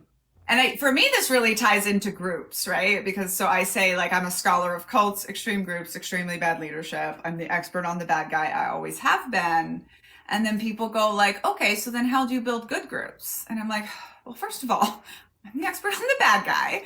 But second of all, I don't think the good groups are led by people that look like me or like you, like we know now that people that best understand systems of oppression are the people most oppressed by it, Right. So I think I'm the right person to lead the charge on grape culture in the military, but like, probably a strong Black trans woman is going to be my best partner in like building a good organization, or like almost that same thing I was saying about like Anthony and me as soldiers. Like even with my book, right? Like super long memoir, and I was still a straight white captain, so like I still just barely scratched the surface of how oppressive and damaging a military career is to like a Black woman or a gay man or, a Black gay man or a trans person, any of that. And that's another reason I'm just like, we need these stories. We need these conversations. Thank you so much. Sure. Anthony, another question. Yeah, there was another question. Now, feel free not to answer this, but it's a question, so I agreed to read it. It's not like triggering or offensive, but slightly off topic. I'm sure that you are aware of the hastily slapped together non-ban ban, as people are calling it, for TikTok. Did you have or would want to offer an opinion, either as a creator or a former intelligence officer? Yeah. Great question. So first of all, like I have just hit my monetization era on TikTok, which means that they are communist policing me to this like extreme level. And I'm sure you have all dealt with this too. But I'm just like, my life on TikTok, I'm just kind of watching as an organizational behavior scientist. I'm like, this is so fascinating. Like, it's so fascinating to see how they're controlling the behavior. And I'm like, yeah, like you can see like the communist, the totalitarian control, like these different things, but also capitalism does kind of the same thing to us over here. So I think it's very interesting, like forcing the switch. But also I just think, like any cult. So one of my rules for good groups that are not cults is information is never bad. So like when in history have the good guys tried to control information? I mean, even at like secret government level, like there's so much misuse of it. And so always for me, it's like the people trying to stop the information are like, they're the fundamentalists that are trying to keep the way of life. Even ChatGPT, for goodness sake, it's the auto-tune debate again, right? Like it exists. People are going to use it. It's actually a great editor, you can just say, find me quotes on cults. And it's like, it's a good research, it's all these different things, but like. So professionally for me, cause I'm a writer, so I have some issues with ChatGPT. We won't go there for now. That's for a different topic for a different day, but there you go. Right. But I guess I mean this sort of like this control, right? Like this Yeah, is kind of what we're seeing. Like they don't like what government, I think what our government doesn't like about TikTok is pretty culty. It's like they don't like that we are all just sitting here educating people for free. indeed. Right? Like I went to the military, broke my mind and body to get a $50,000 Harvard degree paid for, right? But most of these people in the audience didn't. And now Right. we're just democratizing the information. But I also Good. think that any version of trying to control information like always fails, right? Like progress always wins, conservatism always loses eventually because change marches forward. And so part of I guess why I'm not scared of the TikTok thing going away is just like we're all just gonna rebuild this on something else. You know, Indeed. like what they don't like is not the platform. What they don't like is all of us Control. speaking our truth to the world. And Right. like I'm already just starting to educate people. Like I'll be on YouTube, right? Like if this all Working goes on it too. or just if TikTok kicks me off, like find me on YouTube. Please subscribe to our YouTube channel.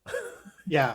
As a follow-up to that, and you don't know this yet, but I like to do math for fun because apparently I have issues. He's one of those people. And what we do know about ByteDance is that they have created, hundreds of algorithms for the purposes of marketing, right? And that in that space, from a mathematics perspective and machine learning perspective, they are light years ahead of every single American institution, not just social media, right? Nobody does it better than ByteDance, period. Because they got to learn from everybody else that came before them, right? And I think in essence, what this is about is that it's about protectionism. It's about isolationism. It's like McCarthy era, don't let the communists, right? Bullshit. And I guarantee you, if we could expose every senator and congressperson's stock portfolio, I would be proven correct. Indeed. And that's what this is about. Absolutely. And then also like let me just give you a little like viewpoint into the intelligence side, right? So always security and privacy are against each other, right? Like they are on a seesaw. And as humans, when we feel threatened, we rush to give up our privacy. Just like after 9/11, Department of Homeland Security, boom, right? And so we've also done this now though with technology. So first of all, when I was in spy school 15 years ago, the number one disaster in the world after or before nuclear war was the internet going down for 30 days, right? We have made humans only need 3 things to survive: water, food, and shelter. Then we added fuel, and then we added internet, right? And like we saw a version of this in Puerto Rico when they lost internet for a week and 3,000 people died. And so all this to say, like, we've already given up privacy. Right. Like that, it's gone, right? Like we didn't realize that we were doing that with technology, just like we didn't realize with the agriculture we were changing the world forever, all of these things. I just think as groups of humans, we often don't realize these huge shifts until it's too late to do anything about it. We talked about this before too. It's the hypocrisy, quite frankly, because the Chinese government is invested all throughout America. So it's just miss me with that bullshit. Yeah. I wanted So, to check I in. always say like, okay, if I'm teaching China how to build bad groups, then sorry. Right, exactly. I wanted to check in with you. You holding up okay? You good for a little while? You need a break? I'm good. I'll probably need a break in like 15 minutes. Sounds good. We have a guest. I want to bring him up. I think he's got a question. I know our guest, so I'm sure this question will be on topic. And if you don't mind, we'll bring up a guest and have him ask you a question directly. All right, we'll bring him up right now. We haven't done this before. I got you. Thank you again, everybody. This is Daniella Young. Her book is UnCULTured. We're talking about her experience in the Children of God cult, the U.S. Army. She's a U.S. Army combat vet, an author, an expert knitter. If you'd like to purchase her book, you can do so through her through her TikTok profile. There's also a link in my LinkTree in my bio, which links you to the TikTok shop version, which is autographed. Version is also available in paperback on Amazon, and you can get the audio version on Audible, Google Play, and Libby for librarians. Did you say Slugger? Well, did you say expert knitter? correct, I did. Awesome. I've been knitting this whole time. No. And actually, you can purchase my knitting at slow fashion prices too. Hey now. That Good is evening, Slugger. awesome. This How are you, sweater friend? I'm making right now is called the Notorious RBG. And it's a black Ooh. sweater with huge globe sleeves, and then the collar is knitted in the white collar, and it's That's like that's I sell it for $250. I always have a wait list, and it is so worth it. Hey that's now. fantastic. I just got onto the live because I just got back home a little bit ago, and the part I heard you talking about bite dance and the upcoming alleged ban. The one thing I wanted to mention that I think a lot of people forget is I suspect because Biden hasn't signed it yet, right? Or has the Senate passed it? It just passed that if it's Okay. not like sold in a year, it's gonna shut down. I'm still Well, I suspect ByteDance has a few attorneys employed, or can afford attorneys, probably much better than the ones that number 45 has been trotting out to represent him. So I would suspect that some federal court somewhere is going to enjoin this until this gets reviewed at an appellate level, because everything I've heard the people defending the law say, there are problems that I don't believe the fact that there's a link to the Chinese government is going to justify them narrowing the focus on TikTok, and I have some equal protection problems that I believe the court might consider, or certainly take a look at. So there'll be longer time. I'm very surprised. I think I'm older than everybody here.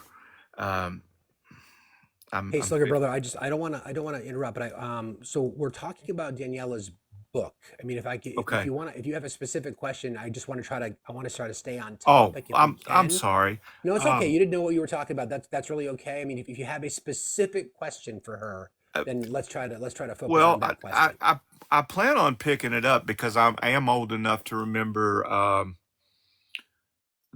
there was an organization, I guess, or somebody in Florida who was linked to the Children of God. So I have heard of them before years ago, and somebody had mentioned that one of Trump's potential vice president selections had a link to them. We were actually talking about that today. So I'm very interested to. And you say Facts, you've got a link in your tree to the book. Correct. Okay. Yes. in the book, and you can buy autographed copies through here. And let me tell you, like, what you said is important, right? Cults are always out for political power. Right. Today's America, they are getting it. And that is a direct line from my next book, The Culting of America. So Children of God, I think, is one of the most successful political cult stories that nobody knows.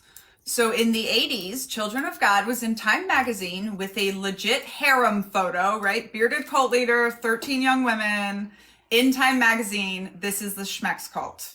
Mm-hmm. In the 90s, they performed twice at the White House. I And, like, didn't know that. Wow. nobody's telling this story. I keep trying to get like documentary producers to be like, this is the story. This is how well they whitewashed themselves, and everybody bought it. And the National Prayer Breakfast that every president goes to is owned by another cult called the Family, which is also what our cult was called. By the way, anything that calls itself your family wants to overwork you, underpay you, and expect you to put up with more BS than you would otherwise. Makes sense. Right? And yes, I'm putting that on a t-shirt. But like, it's, you know, the Moonies own the Washington Times. Right. Right. I mean, it is so, like you said, I mean, if we could see senators Mm-hmm. stocks. I mean, it is just so intertwined right now in America. And I really, there's a reason I'm putting out an academic book called The Culting of America. Like, this is what we're going through right now. And it's actually a weirdly dissonant experience to have like pulled myself out of the rabbit hole of the cult, right, Steve? And then, like you said, and then join the system and actually find out that like the cult was right about a lot of stuff, like America is really broken. Like, cult survivors describe it like going down the rabbit hole twice, like going out and coming out of a cult, because it's just, you see the same group behavior everywhere. And thanks for jumping in, Slugger. Why don't we use this opportunity? Appreciate you, bro. Thank you for having me. It was nice meeting you. Everybody have a great evening, and I hope to talk to you after I read your book. Thank you. Bye-bye. Thanks, Slugger. Why don't we use this opportunity, Daniella, for you to take a little break? We'll be here when you get back. Then please just request again when you come back. We'll bring you right back up. Okay, perfect. If you click here, you got it. She got it. Okay. Thank you, everybody. This is going really, really well. I want to just a couple of housekeeping notes. For those of you that are watching on YouTube, thank you very much. I want a big shout out to RTP and Felice and to Jen for helping us with that opportunity today. Not a huge audience over there. We don't care. We just appreciate the opportunity to do this. Thank you for the robust conversation that we've seen going on in the Discord, and also for the question that you've asked. So for the last hour, once she comes back, if there are people that have specific questions for Daniella, if you wouldn't mind letting the mods know, you can either do that through Discord or through the chat. And please have a specific question. And we want to make sure that we keep the questions short and on topic, and we don't want to create an environment where it just turns into a conversation. We want the questions to sort of drive the conversation. And I'll be vetting the questions here. Appreciate that, brother. Via Discord. So we're not trying to police what you're saying, but this is a pretty special event, and we really want to be targeted and focused. This isn't the normal grab ass session that Steve and I have for 3 hours. Right. Don't make me get out my towel and snap it at you, buddy. Yeah, no, I got you, buddy. I got you. So, once again, the book is entitled UnCULTured. You've heard Daniella talking about it. For those of you that are just joining, we're featuring the author, Daniella Young, and I'll just, while we're waiting for her to come back, there's some amazing things that have been said about her book. The sort of the summary of the book: escape, by definition, is rarely easy. And in UnCULTured, Daniella Mestyanek Young illustrates just how difficult it can be leaving the children of God, the cult she was born into, and surviving the U.S. Army, a group she chose to enlist in as a young adult, have both left many scars. Lucky for readers, she found her way through both experiences and then wrote it all down. Multiple 5 out of 5 star reviews, one in particular entitled Best Cult Memoir Out There. From one cult survivor to another, this is the best memoir of surviving a childhood trapped by the insanity of a cult that I've ever read, and I've read them all.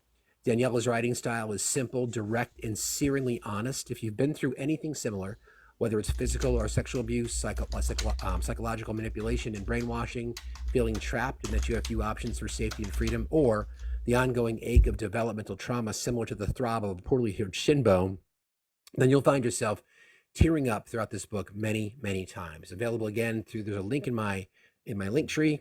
I'm assuming that's still working, everybody. Please let us know if it's not. Link in my LinkTree in my bio. Thank you, cool. In my bio. That will take you directly there. The TikTok shop version of this book will be autographed by Daniella, also available in paperback. You had something to say, bro? Gotcha. So also available in paperback on Amazon. It's available in audio version in Audible and in Google Play, and also available in Libby in your local library. And you can find her at Group Behavior Gals Shop right here on the TikTok. This book is incredibly intense. I was introduced to Daniella a while back, and when I started reading her story, I would prepare yourself, quite frankly, for this story, because it is incredibly intense, and especially if you listen to the audio version of this book, Daniella tells the story, she narrates it, and you can even hear moments throughout the book where she's emotional, and understandably so. So why don't we bring her on right back up?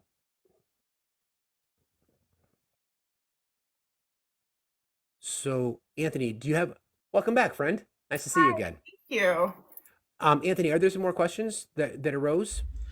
There is one, and I would like to invite Greg up to ask this question. He had a very pointed question, and I think sometimes it's better to bring somebody up and have them ask it. Why don't you guys Thank you, engage sir. in that, and I will be right back. Hi, Greg. Hey, how are y'all doing? Good. Hey, How are you? Daniella, Hi. former intelligence guy here, Fort Huachuca, always out front. Um, do have a question for you. In the book, PFC Parker, um, kind of how you got thrown under the bus on that. I was just curious to where do you believe that possibly when she went to the higher ups after you got the phone in the office and everything, do you think she possibly could have been coerced into kind of throwing you under the bus, maybe them thinking that they could isolate themselves or insulate themselves from the trouble? It's 100%. just when I read that, it just kind of rang through to me because I was involved in a case in Germany where it seemed like it all got twisted around to protect the aggressor and not the victim. And I was just curious about that. Yeah, so first of all, thank you so much for reading my book. I just Oh, want to yes, say ma'am. that in the 4 years of creating this book, I was told over and over again, men will not read this book. Men do not read books by women. Like that is publishing wisdom. And I like to think I'm teaching them about intersectionality because I was like, soldiers read books by soldiers and cult survivors read books by cult survivors. And there are men in those categories. And even with a baby on the cover, men are reading it. So thank you. Yes, ma'am. I do think that 100%. And in fact, Scott Halter, who is the commander, basically said as much to me, right? He was like, I mean, this private who had been validly harmed, but also was lying, and I knew she was lying. She was lying about things that I said. So it's just a really hard case, right? Like victims can do so many things, and I know Yes, this. ma'am. And so this colonel, right, battalion commander at war is personally checking every day on this private. And she is at least telling, the unit was trying to do the right thing.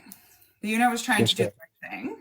And what I got told was she, one day she was fine, things were happening.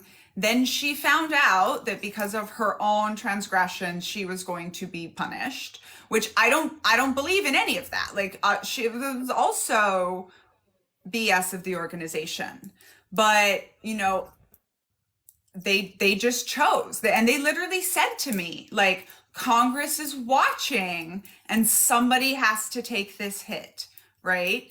Take one for the team. And I have a chapter called that, have that on a t-shirt. And Scott Halter said, he was like, I know what happened. That her counselors, right? Her unit victim advocates, all of this stuff, like they told her, if you do this complaint in this way against this person, there is nothing they can do. And part of the reason that was the beginning of me telling my story was because I was like, I get that Congress is watching. I'm glad that Congress is watching, but I'll tell my story to Congress, right? Like everything you're doing is correct, but Captain Mestyanek is not at fault for, they Yes, ma'am. literally wanted me to sign a line saying that I was responsible for an environment of sexual harassment in the unit.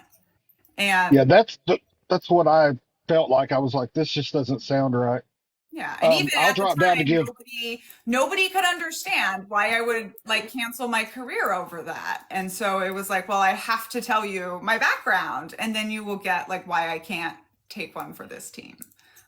I would like to compliment how well the book is written and you reading the book. I did it on audio, and I was in the store the other day, and when you talked about the children not being present, it absolutely it was the first time I actually understood triggered because I Big found time. myself I went down two different aisles because it brought back a time when I was in Somalia when we were out on a patrol and the children weren't present. And I remember my briefings that you would have given us.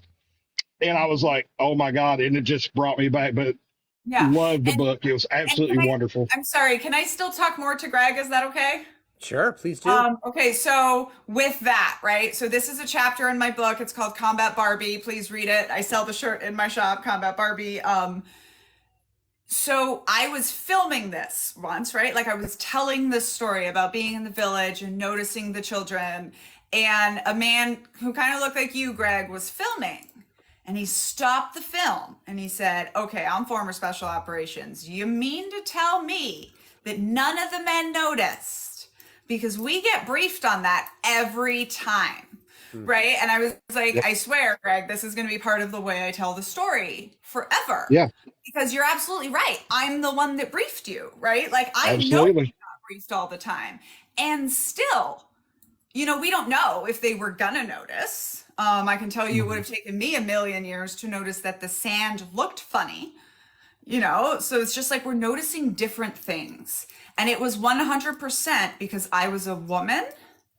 I was wanting to see children because I was spending 12 months not seeing children unless I left base. And this little thing of like when the Afghan girls noticed that I was a woman soldier, their faces would light up. And that spoke to me. And so I didn't see that. And I'm like, boom. But you never could have asked me what that was going to be. Right. Like, so I say like, this is the importance to like having a seat at the table, you know, like as the intelligence officer, I could only do so much to help you notice that. But as a woman on the team, like we got it right away. This one. Well, I really appreciate it. Thank you so much. My wife was Air Force, so we're both veterans. Tell your husband 160th Night Stalkers don't quit. Before you drop, retire, yes, sir. Yes, sir. I said before you drop, sir. Greg, to everybody who's listening, I just would like to give Greg a shout out because he's part of our team as an absolute critical member of what we do here. He's helped produce content, he's helped produce backgrounds, he's our Discord manager, and he's just an all-around great guy. And I'm honored to have you on my team, sir. Thank you very much. Thank you, sir. And please tell I'm a mutual of Danielle. Yeah, and please tell your wife thank you for her service because women veterans don't hear that enough. Indeed. Yes, ma'am. Thank you guys so much. Thank you, brother. Have a good night. Be well. You too. Okay. I thought maybe for this part of our conversation, I'd like to kind of, if it's okay with you, Daniella, I want to shift specifically to extremism. I know we've touched on it in varying ways, but I want to go back to the fact that we're living in the era of MAGA. And we're living in the era of misinformation. We did an entire live dedicated to that, Russian propaganda and misinformation, and how we now know we can trace certain conspiracy theories that originate in Russia, go to China, end up on the floor of the U.S. House of Representatives, and the danger behind that. We see, I don't mean to generalize, but I think we can make some generalizations about the type of person that we see in MAGA. You talked about angry white men earlier. We see common traits. We see the susceptibility of young white men falling into that sort of cult, hole, pit of despair and anger. So we always try to find, again, we had another conversation recently about people who've got MAGA in their family, for example. And the common theme for people who do, the topic was about reconnection. Like, can we reconnect with people? When you're 10 toes down on defending human rights, you've got a person in your family that doesn't give a shit about human rights because of the ideology that they have. Most people felt obligated to reconnect with their family members. So can you sort of, from your perspective as an expert on cults and extremism, can you sort of help at the layman's level unpack MAGA and what is the draw? All of it. I know we've touched on it from various angles, but maybe if you could synthesize it a bit. And I do want to say, like, when I release Un-American, can we come back and have this conversation Please, again? absolutely. Yes. It's so relevant. Yes. And in Un-American, Scott Halter, our hero mentor from UnCULTured, Indeed. says to me what a mentor says to him before, where we sit is where we stand. And, from the children of God, those of us that came back to America, whether we ended up in urban centers, we are blue liberals. And where we ended up in red centers, many of them are MAGA. So I mean, we are all very actively dealing with what you're saying. And I think this, like, where we sit is where we stand is important. And I'm in the next book, I'm trying to explore, like, if I hadn't gone inner city Houston to big Dallas college, would I have ended up being the extremism expert for the other side, right? It's so fascinating. It's so interesting. But, you know, one of the things is cults weaponize your discontent. And that really is, I think, the ultimate secret to MAGA, right? And another really important thing is, like, cults operate on a bait and switch. And the problem right now is everybody, I mean, angry white men especially, are starting to see the bait and switch, the con of the American dream promise, right? Because the promise to people that look like you and people that look like me are, if we uphold white supremacy, we'll be better off. And honestly, like, I think the way I talk about cults is really relevant to DEI education, because I talk about the sacred assumption, right? In the children of God, we believed that this random dude was the prophet of God. And as long as we believed that, we could justify anything. Where MAGA is at, you know, you mentioned my first rule of cults. First rule of cult is you're never in a cult. My second rule of cults is they'll forgive any sin, Prince Andrew, except the sin of leaving. Oh, Harry and Meghan. And the third is where we are with MAGA, which is even if he did it, doesn't mean he's guilty. right. Right. And so, really interestingly, unpacking this starts with cognitive dissonance, which comes out of cult studies in the 1950s, when we still think humans are rational, we still think brainwashing works like a magic switch, all these different things.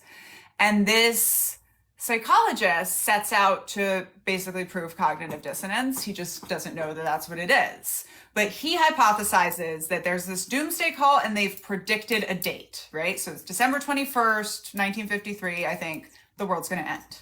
So he's like, well, when the world doesn't end, I predict not everybody is going to go home. And that flew in the face of what we thought about brains and rationality and everything at the time. So he goes and embeds with this cult, super dangerous, by the way. Do not try this at home. A journalist did, and now he's MAGA. And he goes and he embeds with them, and sure enough, right, not even half of the people go home. They not only do they not go home, but they double down harder in their recruitment. And I kind of address this a little bit in UnCULTured, where it's like with Y2K, the adults kind of want it to be the end of the world, right? Because that justifies all of your deprivation and all of your self-sacrifice and your exploited labor, which are all hallmarks of the cult. It was for something. And so Leon Festinger names cognitive dissonance, which is said to be one of the most useful social science concepts in history. And he finds that there's a distinction of the people that burned all their bridges and went all the way in are the ones that don't leave. This is my grandfather, but this is also what I call the Rudy Giuliani, right? Rudy Giuliani is no longer going down in history as America's mayor, right? No. He's going down in history as the old man standing in front of Total Seasons 4 landscaping with dye running down his face, correct, right? And he cannot change that. He can never go back to being known as America's mayor. Right. So he has to go down with the Trump ship. He does. And so I've actually added recently to my model, entrance costs as part of exit costs, right? So we always say the number one thing people will say, if you call their group a cult, they'll say, we're not a cult, you're free to leave anytime. And I always say, I didn't ask if it was a prison. Exit costs are, I describe everything you lose when you leave the group. I also like Taylor Swift's description of we can't be friends, so I'll pay the price of what I lost and what it costs now that we don't talk, right? Like everything. And psychologists estimate it's as close as we can feel to death. And so like I went through that when I was 15, you know, there's a reason you only got a little bit of the view of me leaving the cult, because I just didn't even know how to talk about it yet. I mean, it's such a crazy, hard experience. I couldn't have even described like how many people I was going to lose writing the book, you know, and it's not the ones you think. And so it is so hard, but sorry, getting back to answering the question, right? That's okay. So people are getting, right, literally radicalized into MAGA. Like this is what is happening. This is a process of extremism. We know how it works. We see it happening. The largest terror threats around the globe right now are all fundamentalist movements, right? Like across the board. This is the problem. This is what's going on. And a lot of it, to me, comes back to that like discontent piece, right? And it sounds so frou-frou and non-academic, and this is not who I am, but like a gratitude practice is so important, right? Because like I just try to live my life with as few pain points as like somebody can crank up. And I also give you the advice that like when someone educates you on a problem and then sells you a solution, be very, very wary, right? Sure. But also buy my Right. And so, you know, this is all just coming together with MAGA, right? And the final thing I'll just say here to help people understand it is we think from the outside, we think of extremism as horrible, and rightfully so. But I compare this to like people who've never smoked that can't understand why people smoke. And it's like, because it feels good. Sure. Right? Extremism feels good, right? Tony, think about being in the military. It feels great to be surrounded by people that look like you and dress like you and like confirm for you in a very confusing world, because this is when we see cults, that you're on the right track. You know, so like I was saying about when I joined the army, I could just like fall forward into the comfort of the army. Like that's what MAGA is giving to these Americans right now. And they are under threat because their way of life is being pulled down. Right. So it's a real threat. It's a real fear. But every single person who's lived under any kind of totalitarianism is like watching this happen. We often draw I'll get you in 1 second, Anthony. We often draw the connection to fascism because if you literally go through the 14 tenets, you know, they talk about scapegoating, suppression of liberal ideas, the supremacy of the military, all the various tenets of fascism. You can literally check a box every single time. So when we have conversations that get heated with people that are in MAGA and we refer to their beliefs as fascist, they don't understand. They don't make the connection because, like you said, it's an indoctrination. It's sense of belonging. Like I need to be a part of something. So I share in your hatred. I share in your anger. I share in your, you know, your attacks on marginalized groups. So seeking and this something is why out. I think so. Like one thing we know is that the most powerful way to get someone to recognize coercive control is to see it recognize it in a parallel problem. Right. And that's kind of, I mean, my entire publisher's strategy was like, you can sneak UnCULTured into a MAGA household because it's a story about a girl in a cult who becomes a captain, right? Like it sounds like a hero story, but it's actually going to beg them to question themselves. And that's like really what I try to do, how I try to break it down. Because if we talk about it at too high of a level, it's hard to understand. But when I'm like, this is an extremist tactic, and then this is what your group is doing, right? And you can kind of just sit back and like point that out to people, you know. We're speaking with Daniella Young. Her book is entitled UnCULTured. We're talking about that this evening. There is a link to her account in the TikTok shop specific to this particular version, which will be autographed by her. Also available in Amazon paperback version, on Audible and Google Play, and Libby for librarians. And Anthony, I think there might be another question. I got three things. My wife ordered the book, and Steve, she does say hi. Mods, my wife also says hi, as I have to share her now with all of the mods. I bought the If It Quacks Like a Cult shirt because you had it in fat old man sizes, so I appreciate that.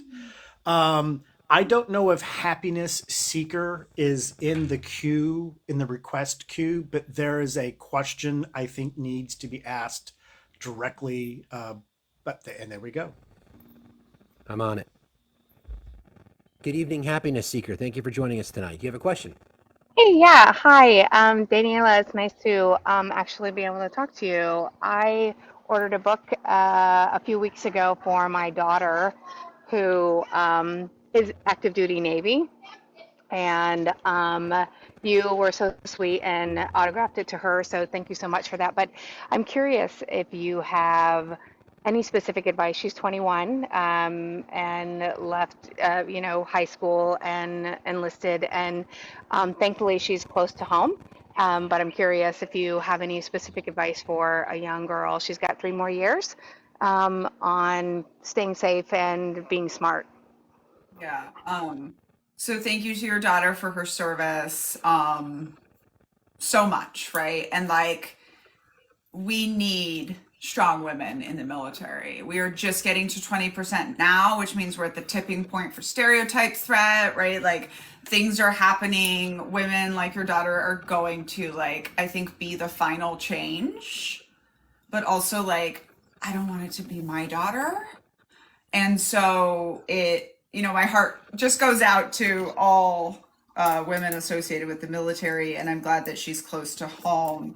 And, my biggest advice is, like, it's one of my cult pieces of advice, like, information is never bad.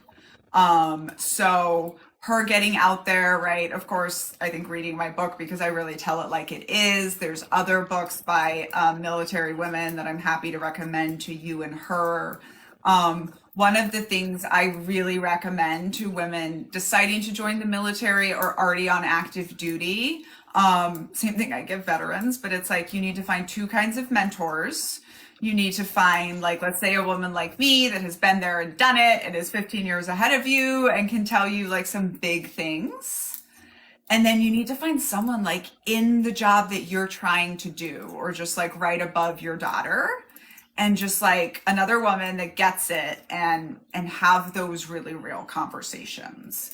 Because I could have suffered so much less. And I think could have made much more change and been a much stronger force if I had just known, like, if I had just been known I was going to be thrown at a glass ceiling and would have to not try to, like, bleed to death, I think I could have done more.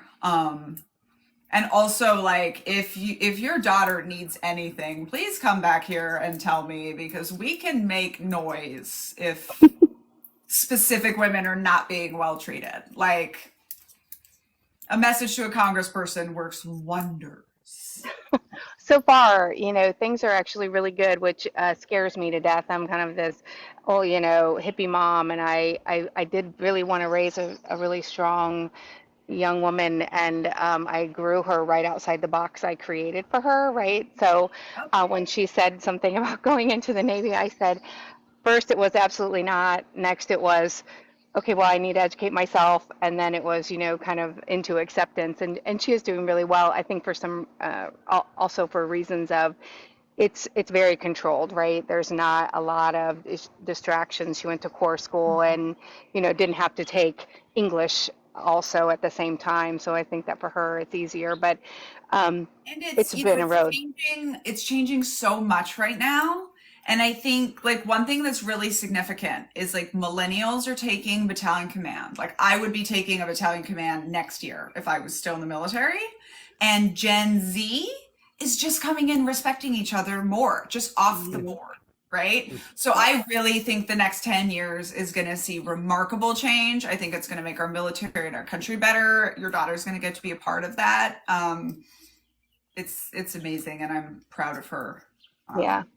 I'm super thankful to have found you. And when I got your book, I had it sent here. I cracked it just to peek at your at what you wrote, but I would not crack the cover. So now that I hear people talking about your reading of it, I think I'm going to actually get the audiobook for myself. So thank you so much. Thank you. Thank you, Seeker. We appreciate you joining tonight. Thanks a lot for Thank coming you. on. Appreciate Thanks, Thank you Seeker. so much. Thank you. Go Navy, beat Army. Sorry, I had to throw that in. I've been holding back for a good hour and a half now. It was like super hard not to do I that. think I forgot this whole time that you were Navy, but in 2013, my soldiers bet that Army was going to beat Navy, even though they hadn't won in like 12 years, and they lost. And then I made them all write and perform an article about why we use data in our intelligence prediction. Not just the blind belief that our group is better. But also, First of all, but also go Army beat Navy. yeah, it's super important. Just really quickly, you know as well as I do, for those who are in the academies, especially in the Army, while they're all out rucking and sucking it up and embracing the suck all summer, right? Especially those trying to Ranger qualify, they're not necessarily coming in at the weight for football that they need. So that's the truth behind the matter, because the Navy doesn't have to do that, right? So they're not dropping 40 pounds because they're humping a 50-pound pack in the beautiful, delicious Georgia weather. Yeah. Or hot Texas weather. No, I think not for nothing. One of the reasons that we would talk about in the Army was like all of the Navy's huge winning streak was all during the war. And it's just safer to join the Navy than the Army in that war. And so if you're like a talented football player and you want to play for the Army, for the military, you're going to go to the Navy, right? So we just actually had a harder time recruiting because of what we do versus the Navy. 100%. Tribalism between the branches is like such an interesting, important topic here too. It is, and here's a funny like aside. A little bit of an excuse for losing on the football field. I'm just saying, I'm just throwing it out there, but that's what fans do. I get it. when I first joined the special boat unit, the United States Army was still in charge of the small boat crafts for the military. And so there was a brief moment. I've got to find the picture because I look like such an idiot. I've got a black beret, a green blouse, green trousers, and jump boots on. But the tab on the blouse says U.S. Navy. And people would look at me like, bro, what's with the hat? And I'm like, one, it's a beret. Be careful. Because I don't know how the Army, like, that is the most ridiculous uniform thing to have to try to wear. But anyway. I was so sad when the beret went away because I look good in a beret. But anyway. It could hide a bad hair day for sure. It's hard to look good as a woman in uniform because they make it that way. So, like, beret versus soft cap. Like, I look better in a beret than a baseball cap, but yeah. Yeah. No, you're describing that, like, your mismatch of uniform. And I'm like, somebody would totally call him, like, stolen valor. And it's really like, no, you just don't understand, like, the cult mixing that is going on right now. Yeah. Like a bad salad. Hey, by the way, I'm going to say this very cryptically because I want to make sure that this is okay. This is, again, not a triggering thing. But when people are going to purchase your book, and many people have clearly been purchasing your book, capitalism has taken hold at the TikTok shop, and your book is at a reduced rate. So I don't know if you're aware, but that is happening right now. So I can tell I still get the full price for the book. Yes. Put those discounts in. And so, yes. Sorry, was that your question or? Well, I was just trying to kindly encourage people to hurry up and go buy the book, A, so that you get paid, and B, if they're tight on funds, there's a discount. Yes. And let me say, like, any way that you support an author's work other than pirating it benefits the authors, right? Even libraries, right? Libraries buy 5 formats of my book. The more you request it, the more they buy. So it's all amazing. The TikTok shop currently benefits me the most monetarily. Also, let me just share emotionally, right? Because, like, I still get triggered to these bad places, you know, like I still get taken back to like a basement 6 years old with that bad guy, or to like a tower in Afghanistan thinking about jumping off. And I think like UnCULTured really is this ultimate story of like loneliness. And like, that's why we join cults, right? Like we're just lonely. And now like, you know, so already when the book came out and thousands of people have bought it, like I'm not alone anymore, right? Like I'm so honored that so many people have walked through this incredibly hard, intense story that I think changes you forever. Because it's helped me not be alone. And now that I'm like autographing people's books on TikToks, like I have names, like I have names of people that I can just picture are like helping me get through these really, really hard traumas in my life. So thank you to all of you, like every single reader, audiobook listener, and Steve and Anthony, both of you. Just Here. it's changed my No, life. thank you. I actually have a YouTubian question. Okay. Super. It my gosh, says this here. is great. It says here from Galactic Macaroni. First of all, can we just appreciate that username, Galactic Seriously. Macaroni? Seriously. Bonus points for the adding of pasta to anything. Not quite as good as pizza for breakfast, but that's a pretty Dude, damn pizza good for name. breakfast still number one. Period. Yes. I did try to add Church of Flying Spaghetti Monster to my dog tag. Oh, I like that too. That's my favorite church. Galactic Macaroni asks, I'd like to know her take on the psychology of student loan relief and the unwillingness of individuals to support it. Oh boy.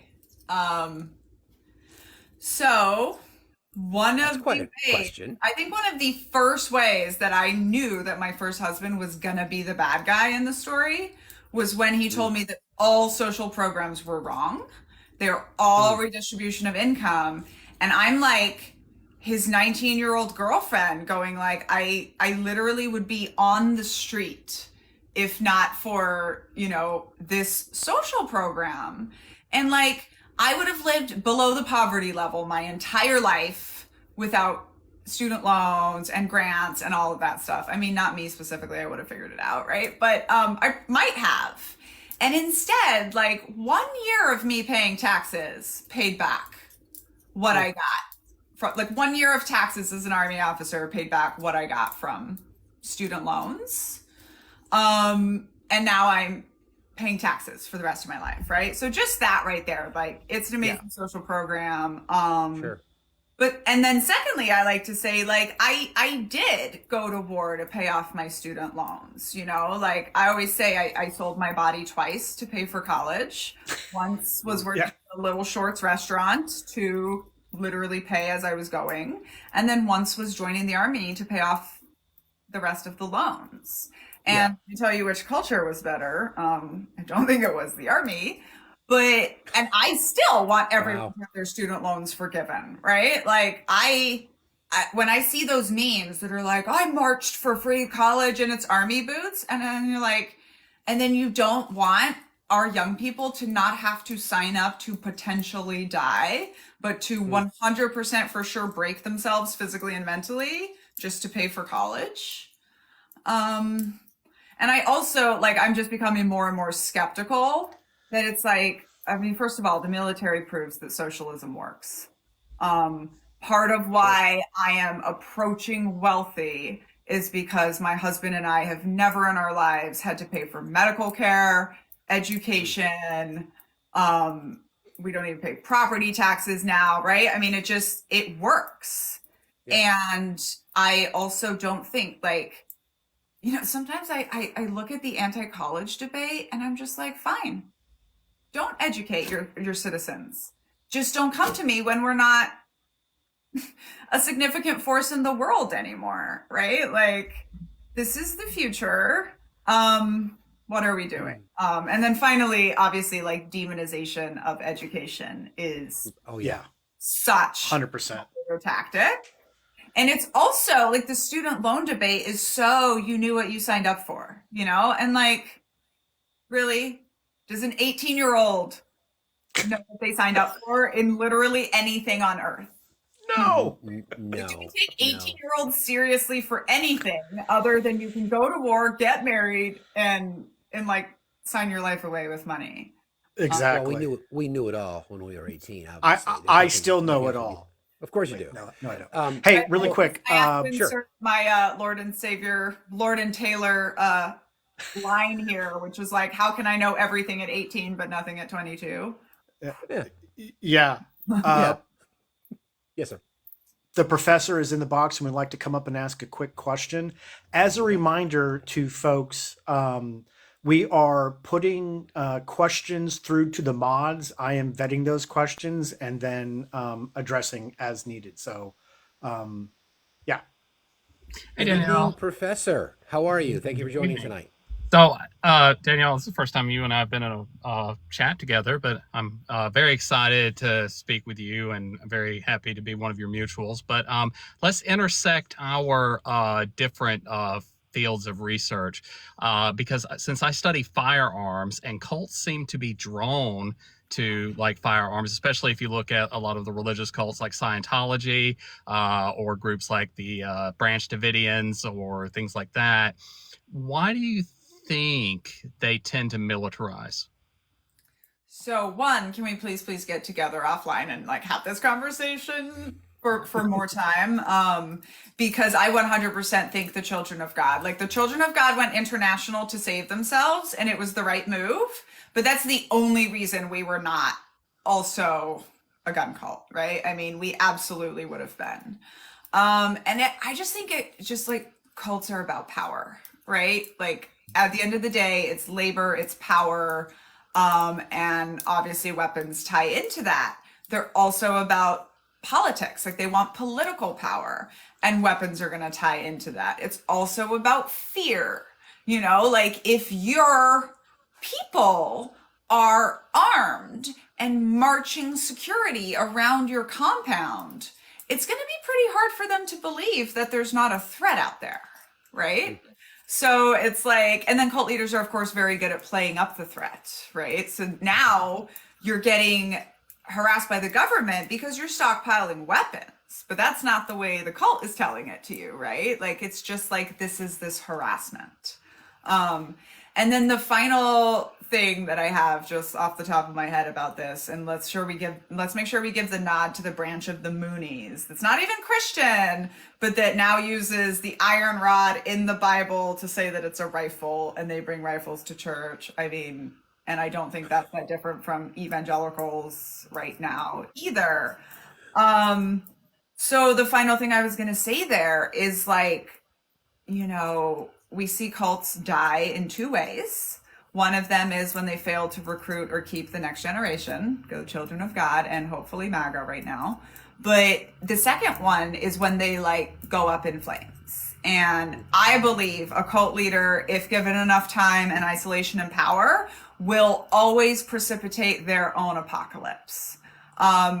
And I honestly don't even know if I can say this on TikTok, but the way I describe this is the same way that same reason that you sometimes fake a schmorgasm, right? It's like you're building. And whether it's real or not, you eventually have to have a climax. And so we see this 100% with Waco, 100% with all of the other like, you know, schmooicide cults, which Waco obviously was too. And yeah, I think it's like this weird mix of they're going to precipitate their own apocalypse, but they also very significantly, Jim Jones did not die of drinking the Kool-Aid. Jim Jones died of to the head, right? So they don't actually drink their own Kool-Aid, but they do often get trapped in their own like extremism at the end. Right. So my favorite rumor. Heaven's Gate comes to mind, I think. Wasn't that the other one? Yeah. Exactly. I mean, my favorite rumor is that the leader of the Children of God was just left in a hole in Portugal to die of syphilis by himself with one person, and he could not go to the doctor. So he died of a very painful, easily cured STD after starting a pedo cult. Like, because he got caught in his own trap. And I don't think that's actually true, but it's my favorite rumor, you know?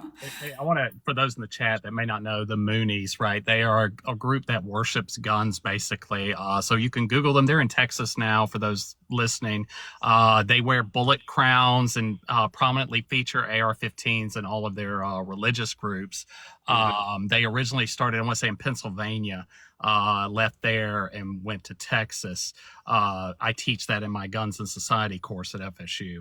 And Ben, I'm sure, or Dr. Dowd probably, I'm sure that, I got stuff to say about this, and I get into this in Un-American, which I'm going to release soon, but it's like with guns in American culture, you're also blending violence and sexuality. And you cannot separate out like the sexuality of Americans with guns. So that's a Good good segue. segue for Good segue. about next week. And I'm going to drop, because my newest paper is called Size Matters, Penis Dissatisfaction, and Gun Ownership in America. And I'll be here next week to talk about that. But I'm going to drop. Danielle, it's a pleasure. I'll message you. I really want to read that paper. It's in the American Journal of Men's Health. It'll be out in like 2-3 weeks. We just got the acceptance last night. So yeah, I will make some videos knitting and reading parts out loud, I am sure. Yeah, it's the second one. The first one was sexual dysfunction and gun ownership when hard data meet a limp theory.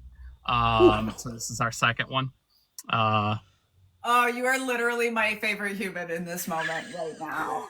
I actually plan to write a novel when I get the time, and it's called Every Tom, Dick, and Harry, and it's kind of like 3 men like through a made-up history as though the dicks were real men. And just the research on this is going to be fascinating. So thank you, Professor. Thank you for that. Thanks, Ben. Plug. Congratulations. We'll see you next week, brother. Yeah, we'll see you next week. Thank you for having me, Danielle. It was great to talk with you, and I'll message you later. And just for me to reiterate this in 3 words, right? In every cult, it's sex, power, and labor. And that is always the answer to all of these things, including why do we always see like the grape of the children? And I believe, not just in cults, but like literally in our society, that if you can do that and walk away, you are powerful, right? Like this is you are Harvey Weinstein, you are R. Kelly, you are, and that's why like it's not even about schmecks. It never is, right? It's about power. Yeah. Got another question if you're willing to answer. The question is, have you been asked or stated whether children of God have tried to stop you from writing the book or discussing things? And that's been asked several different ways. So sorry if people who were asking if I got that wrong. I was trying to cobble 3 different questions into one. So, totally great. Good question. Let me say, in the data that we don't have about cults, we believe that 90% of people eventually leave their cults. That's good news for all of us. Not all of us, for most of us. My grandfather still runs the money for Children of God, right? So Thomas Mestyanek still is that person. And I don't think like he'll just ever be redeemed. He's the Rudy Giuliani. They have not tried, like I have officially contacted them and said, because, for example, I was a child actress. I was all these things. You can just, oh my God, there's a video of me and 6 white children rapping apocalypse Bible verses in downtown Rio when I'm 10. So I've asked them to like cease and desist, and I just get nothing and whatever. But also, the Children of God is a pretty limp cult. No pun intended. 2009, they kind of said, just kidding, we don't actually know when Jesus is coming back. So all of you now 60 and 70-year-old people who've devoted your life to this, just go home, go get jobs, put your kids in school, all the things we told you not to do, but you can still be in our church and send us money online. And so like, it basically kind of fell apart. There are still 1,400 members. They still bring $1 million a year. Yes, I know this because I'm actually a good spy. I sourced their 2021 year end. They still brought in $1 million during COVID. So yeah, these cults, I mean, oh my God, we made so many millions of dollars for them. But they still exist. They haven't tried to do anything, I think ultimately like bullies are cowards. The cult won't come debate me. The military won't come debate me, right? It's just ignore, never complain, never explain. I have had the most issues with fellow cult survivors, whether that is on the Children of God side or whether that is on the kind of like vet bro side. I don't have very many issues with veteran women. They're all just like, get out of my journal, psychic. Like we had the same life. And I have wonderful healing experiences with veterans like you and, you know, other people who've asked questions today, but I get very attacked. I just recently was accused of falsifying my military experience, and like, I'm maybe one of the women whose military experience has been written the most about, but like, you just get all of those things. But I also think like the truth of when you speak out against any kind of cult is that, so the attacks are emotionally super hard. I'm actually dealing with that right now and putting on my happy face.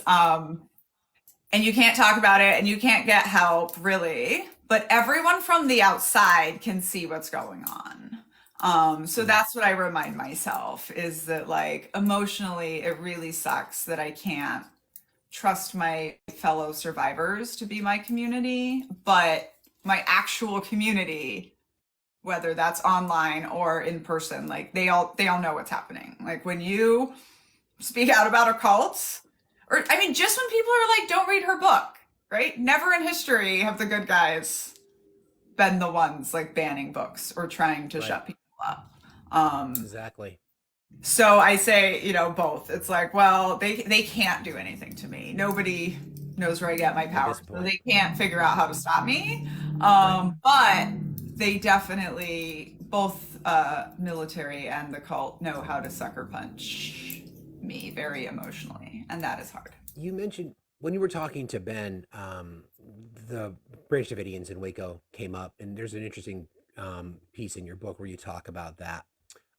It was almost sort of like a, you know, we acknowledge the Branch Davidians, but because of the false prophet of David Koresh, was it lack of respect for their belief system, but yet you were aware of, as much as you could be aware of what happened, how the system did what they did to the Branch Davidians. Can you unpack that a little bit? Because, you know, in any cult, in I think most religions, but like you have to be the ultimate right one, right? So in Children of God, it was kind of like, well, all Christians are more right, but we are the rightest Christians, right? So like we are the elite army of God, and all of the rest of you are like in the basement shining shoes. That was literally how they of heaven, right? And so, but David Koresh specifically, like that was part of our argument about why we were in a cult. And let me pause here and say, anyone that tells you why they are not a cult, you know, always say like good groups don't have to tell you why they're not a cult. Like they never have to say the phrase, we're not a cult because. It's the same way I don't usually have to be like, I'm not a cult leader. Like, you know, it's just obvious. But Waco, right? So it was literally because he thinks he's Jesus. Cult. And he had a specific type of schizophrenia, by the way. Our guy doesn't think he's Jesus. He knows he's God's prophet, not cult. But also, look what America does to groups that they think are cults, right? Look what America does to children specifically. So here I am as a 6-year-old, just like, I'm going to die if I go, and I'm going to die if I stay. You know, and let me tell you, the first time I drove through Waco, Texas, I just expected it to be an apocalypse zone. 14-year-old me in my mind still expected just like all of Waco to just be like a commune still smoking. Because that was literally just like wire association tape that I ever had with it. And I do just want to say, like, Waco's another one that gets really, really into like the cult wars, and people try to be like, well, it was wrong on both sides and the FBI, blah, blah, blah. But two things, you know, like he was marrying and raping 11 and 12-year-olds, right? Like he was a bad guy. He also very, very recordedly, when they knew they were coming, right? Like it wasn't a surprise. It was supposed to be, but it wasn't. And he looked up and said to his people, it is coming. You know, so this is like that man was going down with that ship, probably in fire, regardless of what the FBI and the ATF did. Right? Like harm was caused on both sides, but like my opinion of Waco is ultimate cult leader was going to go down with his ship. Yeah, little blaze of glory, as they say. I want to, if we can, and we don't have a ton of time left, but I've been wanting to ask this question. The loneliness epidemic, right? In particular, going back to white men again. We were recently talking about trends politically and ideologically, and how overwhelmingly so America's more liberal, just by design, by definition, and yet you see the growth of women in particular becoming more and more liberal at a much higher rate. Men still becoming more conservative as they get older, but not as accelerated, with the exception of 18-year-old men. They're becoming more conservative. So when we talk about indoctrination, they seem to be the most susceptible, perhaps. And do you see that as a threat?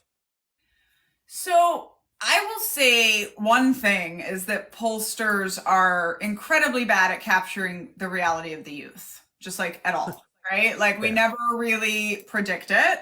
I will say that 59 million votes are swinging between last election and this election, with basically old people dying off and young people turning 18. Right. And I am out there talking to all of these 18-year-olds on TikTok, as you are.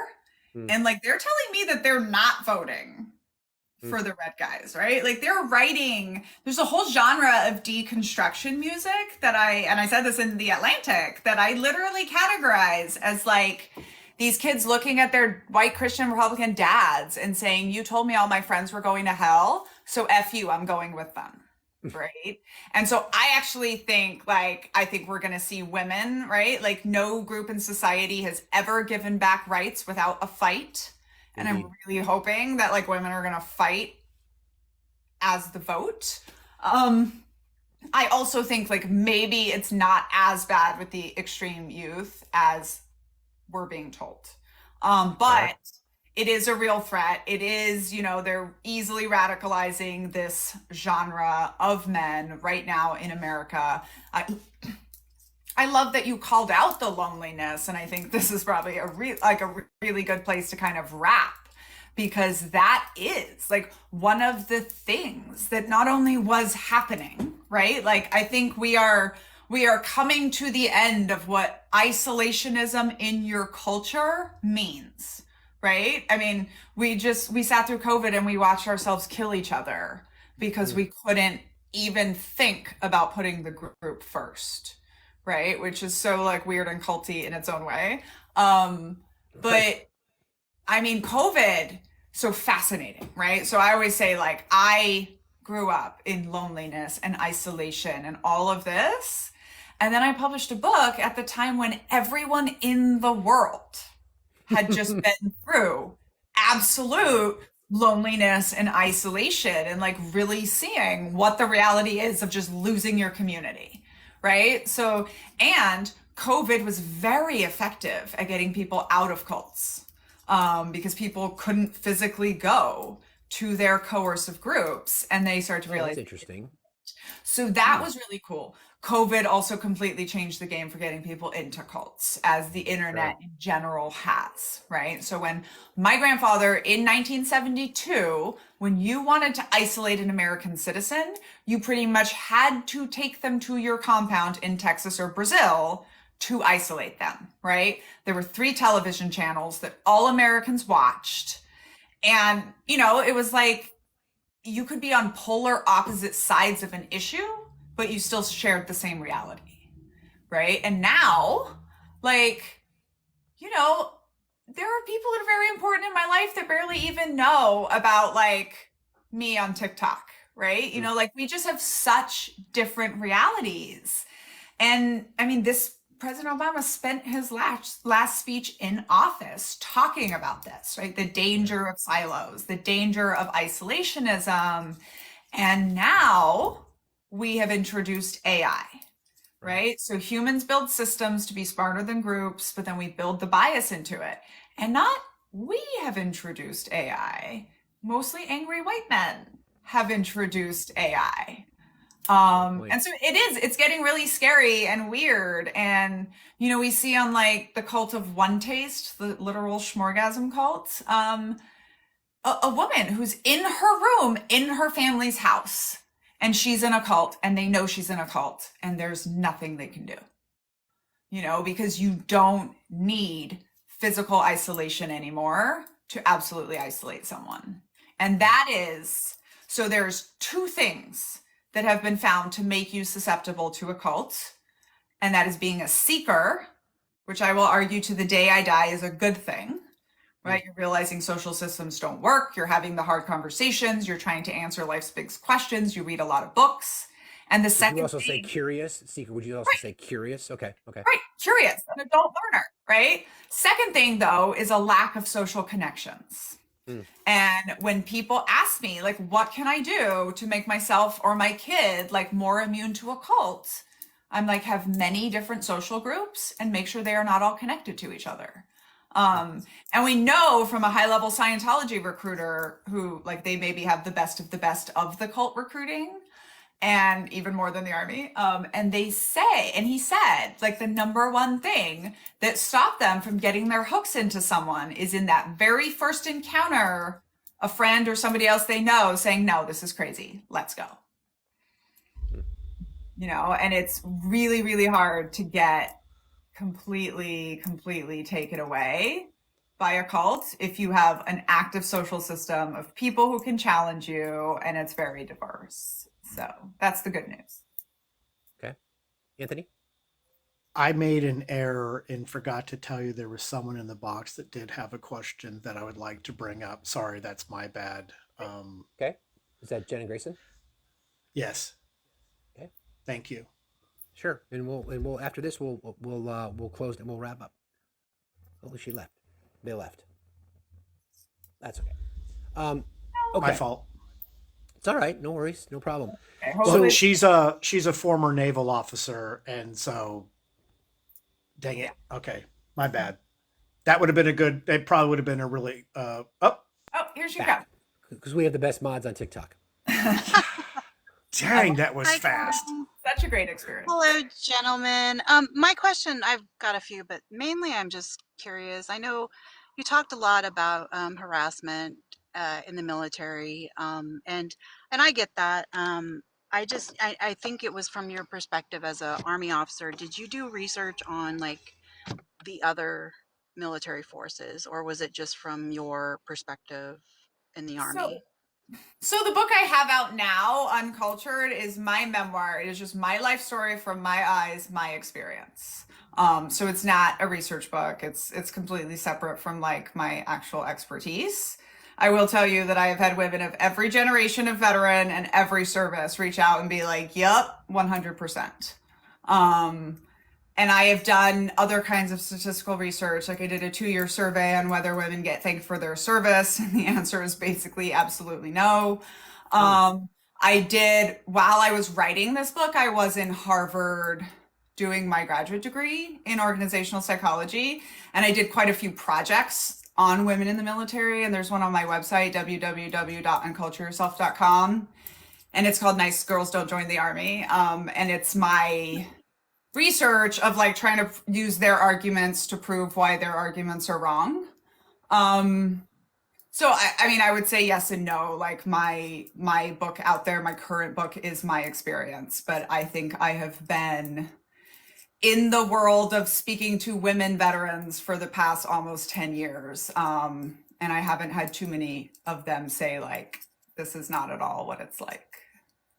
Okay. Yeah, I belong to a female Navy officers Facebook group, and it was started probably about 10 years ago. It was actually started by the vice CNO of the Navy, but he has no control. Like, it's not a man's Facebook group. It's purely all female Navy officers, and we've got some transgender women there, or men in there too, that were women, and then they did the trans. They did all of the stuff to become a man, but they're still in our group. And I guess for me, like, I was harassed. I was never I never felt in fear of my life.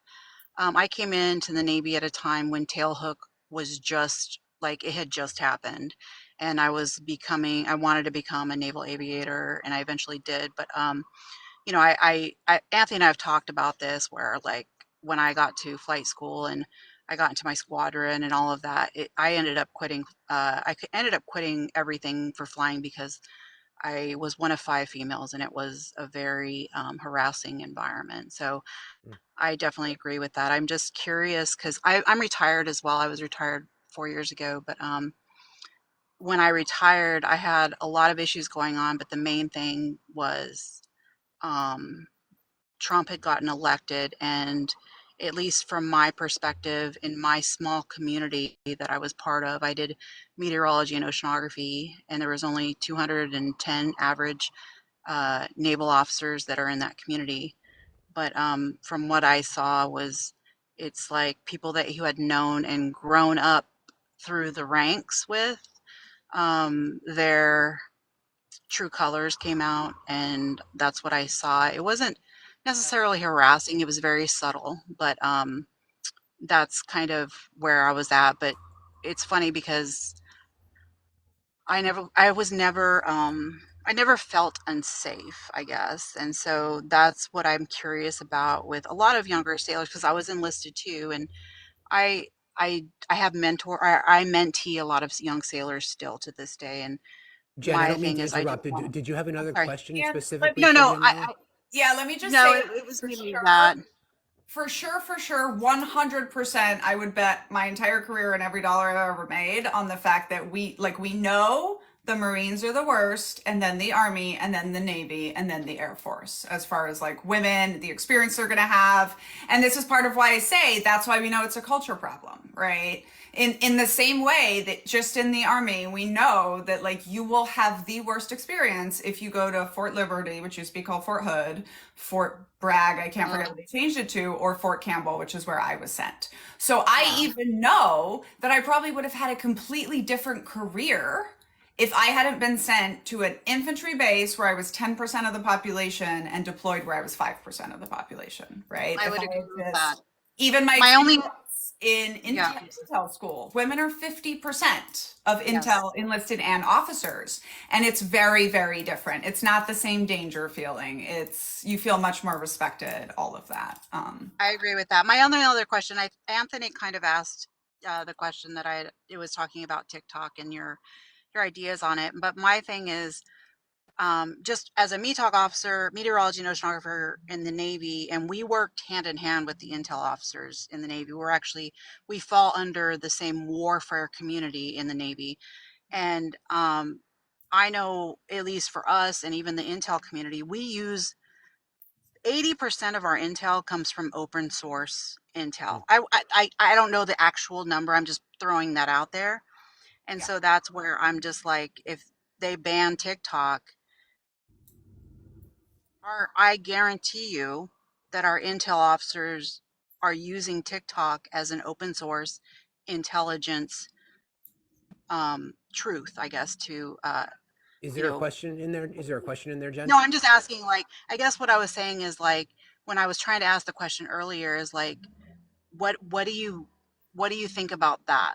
Like the TikTok ban, I understand you kind of went over it, but like the fact that our intel officers use open source intel, which is basically the newspapers, the AP, everything, as majority of their intel. So if we ban TikTok, what are intel officers going to actually use?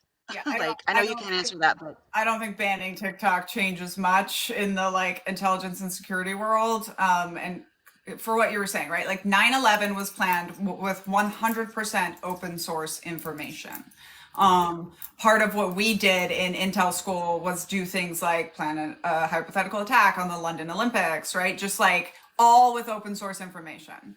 I definitely don't think like that's not going to change. This is just the current platform that's best at information mining. But like I used to take my soldiers into the parking lot and we would learn everything we needed to target a human from the stickers on their car and what we could see through the window. And just bringing back to what I said before, like we've given up privacy for security, and that's always a change that When we're threatened, we give up privacy. And when we're not threatened, when we're threatened, we give up privacy. And when we're not threatened, we want privacy. And we are kind of, I think, in the apex of privacy is just gone. Yeah. Jen, thanks for jumping in That's tonight. all I We wanted to, appreciate yeah. you. Thank you, gentlemen. Have a great night. You too. Thanks a lot. Well, again, one last plug for your book. This is Daniella. She's been incredible and gracious with her time in this conversation this evening. It's UnCULTured. It's available in her TikTok shop. You can also link there through the link tree in my bio. Also available. That's autographed, that version, if you purchase through the TikTok shop. And we learned earlier that it was discounted, but yet capitalism. So let's celebrate and I think capitalism. These guys also get affiliate money when you buy it. So like everybody's winning. Bonus. Thank you. Can I buy a Happy Meal with that affiliate money? Probably not even. Damn it. But if and then also enough, yes. And thank you so much for having me. I mean, honestly, this has been one of the coolest book experiences that I've had so far.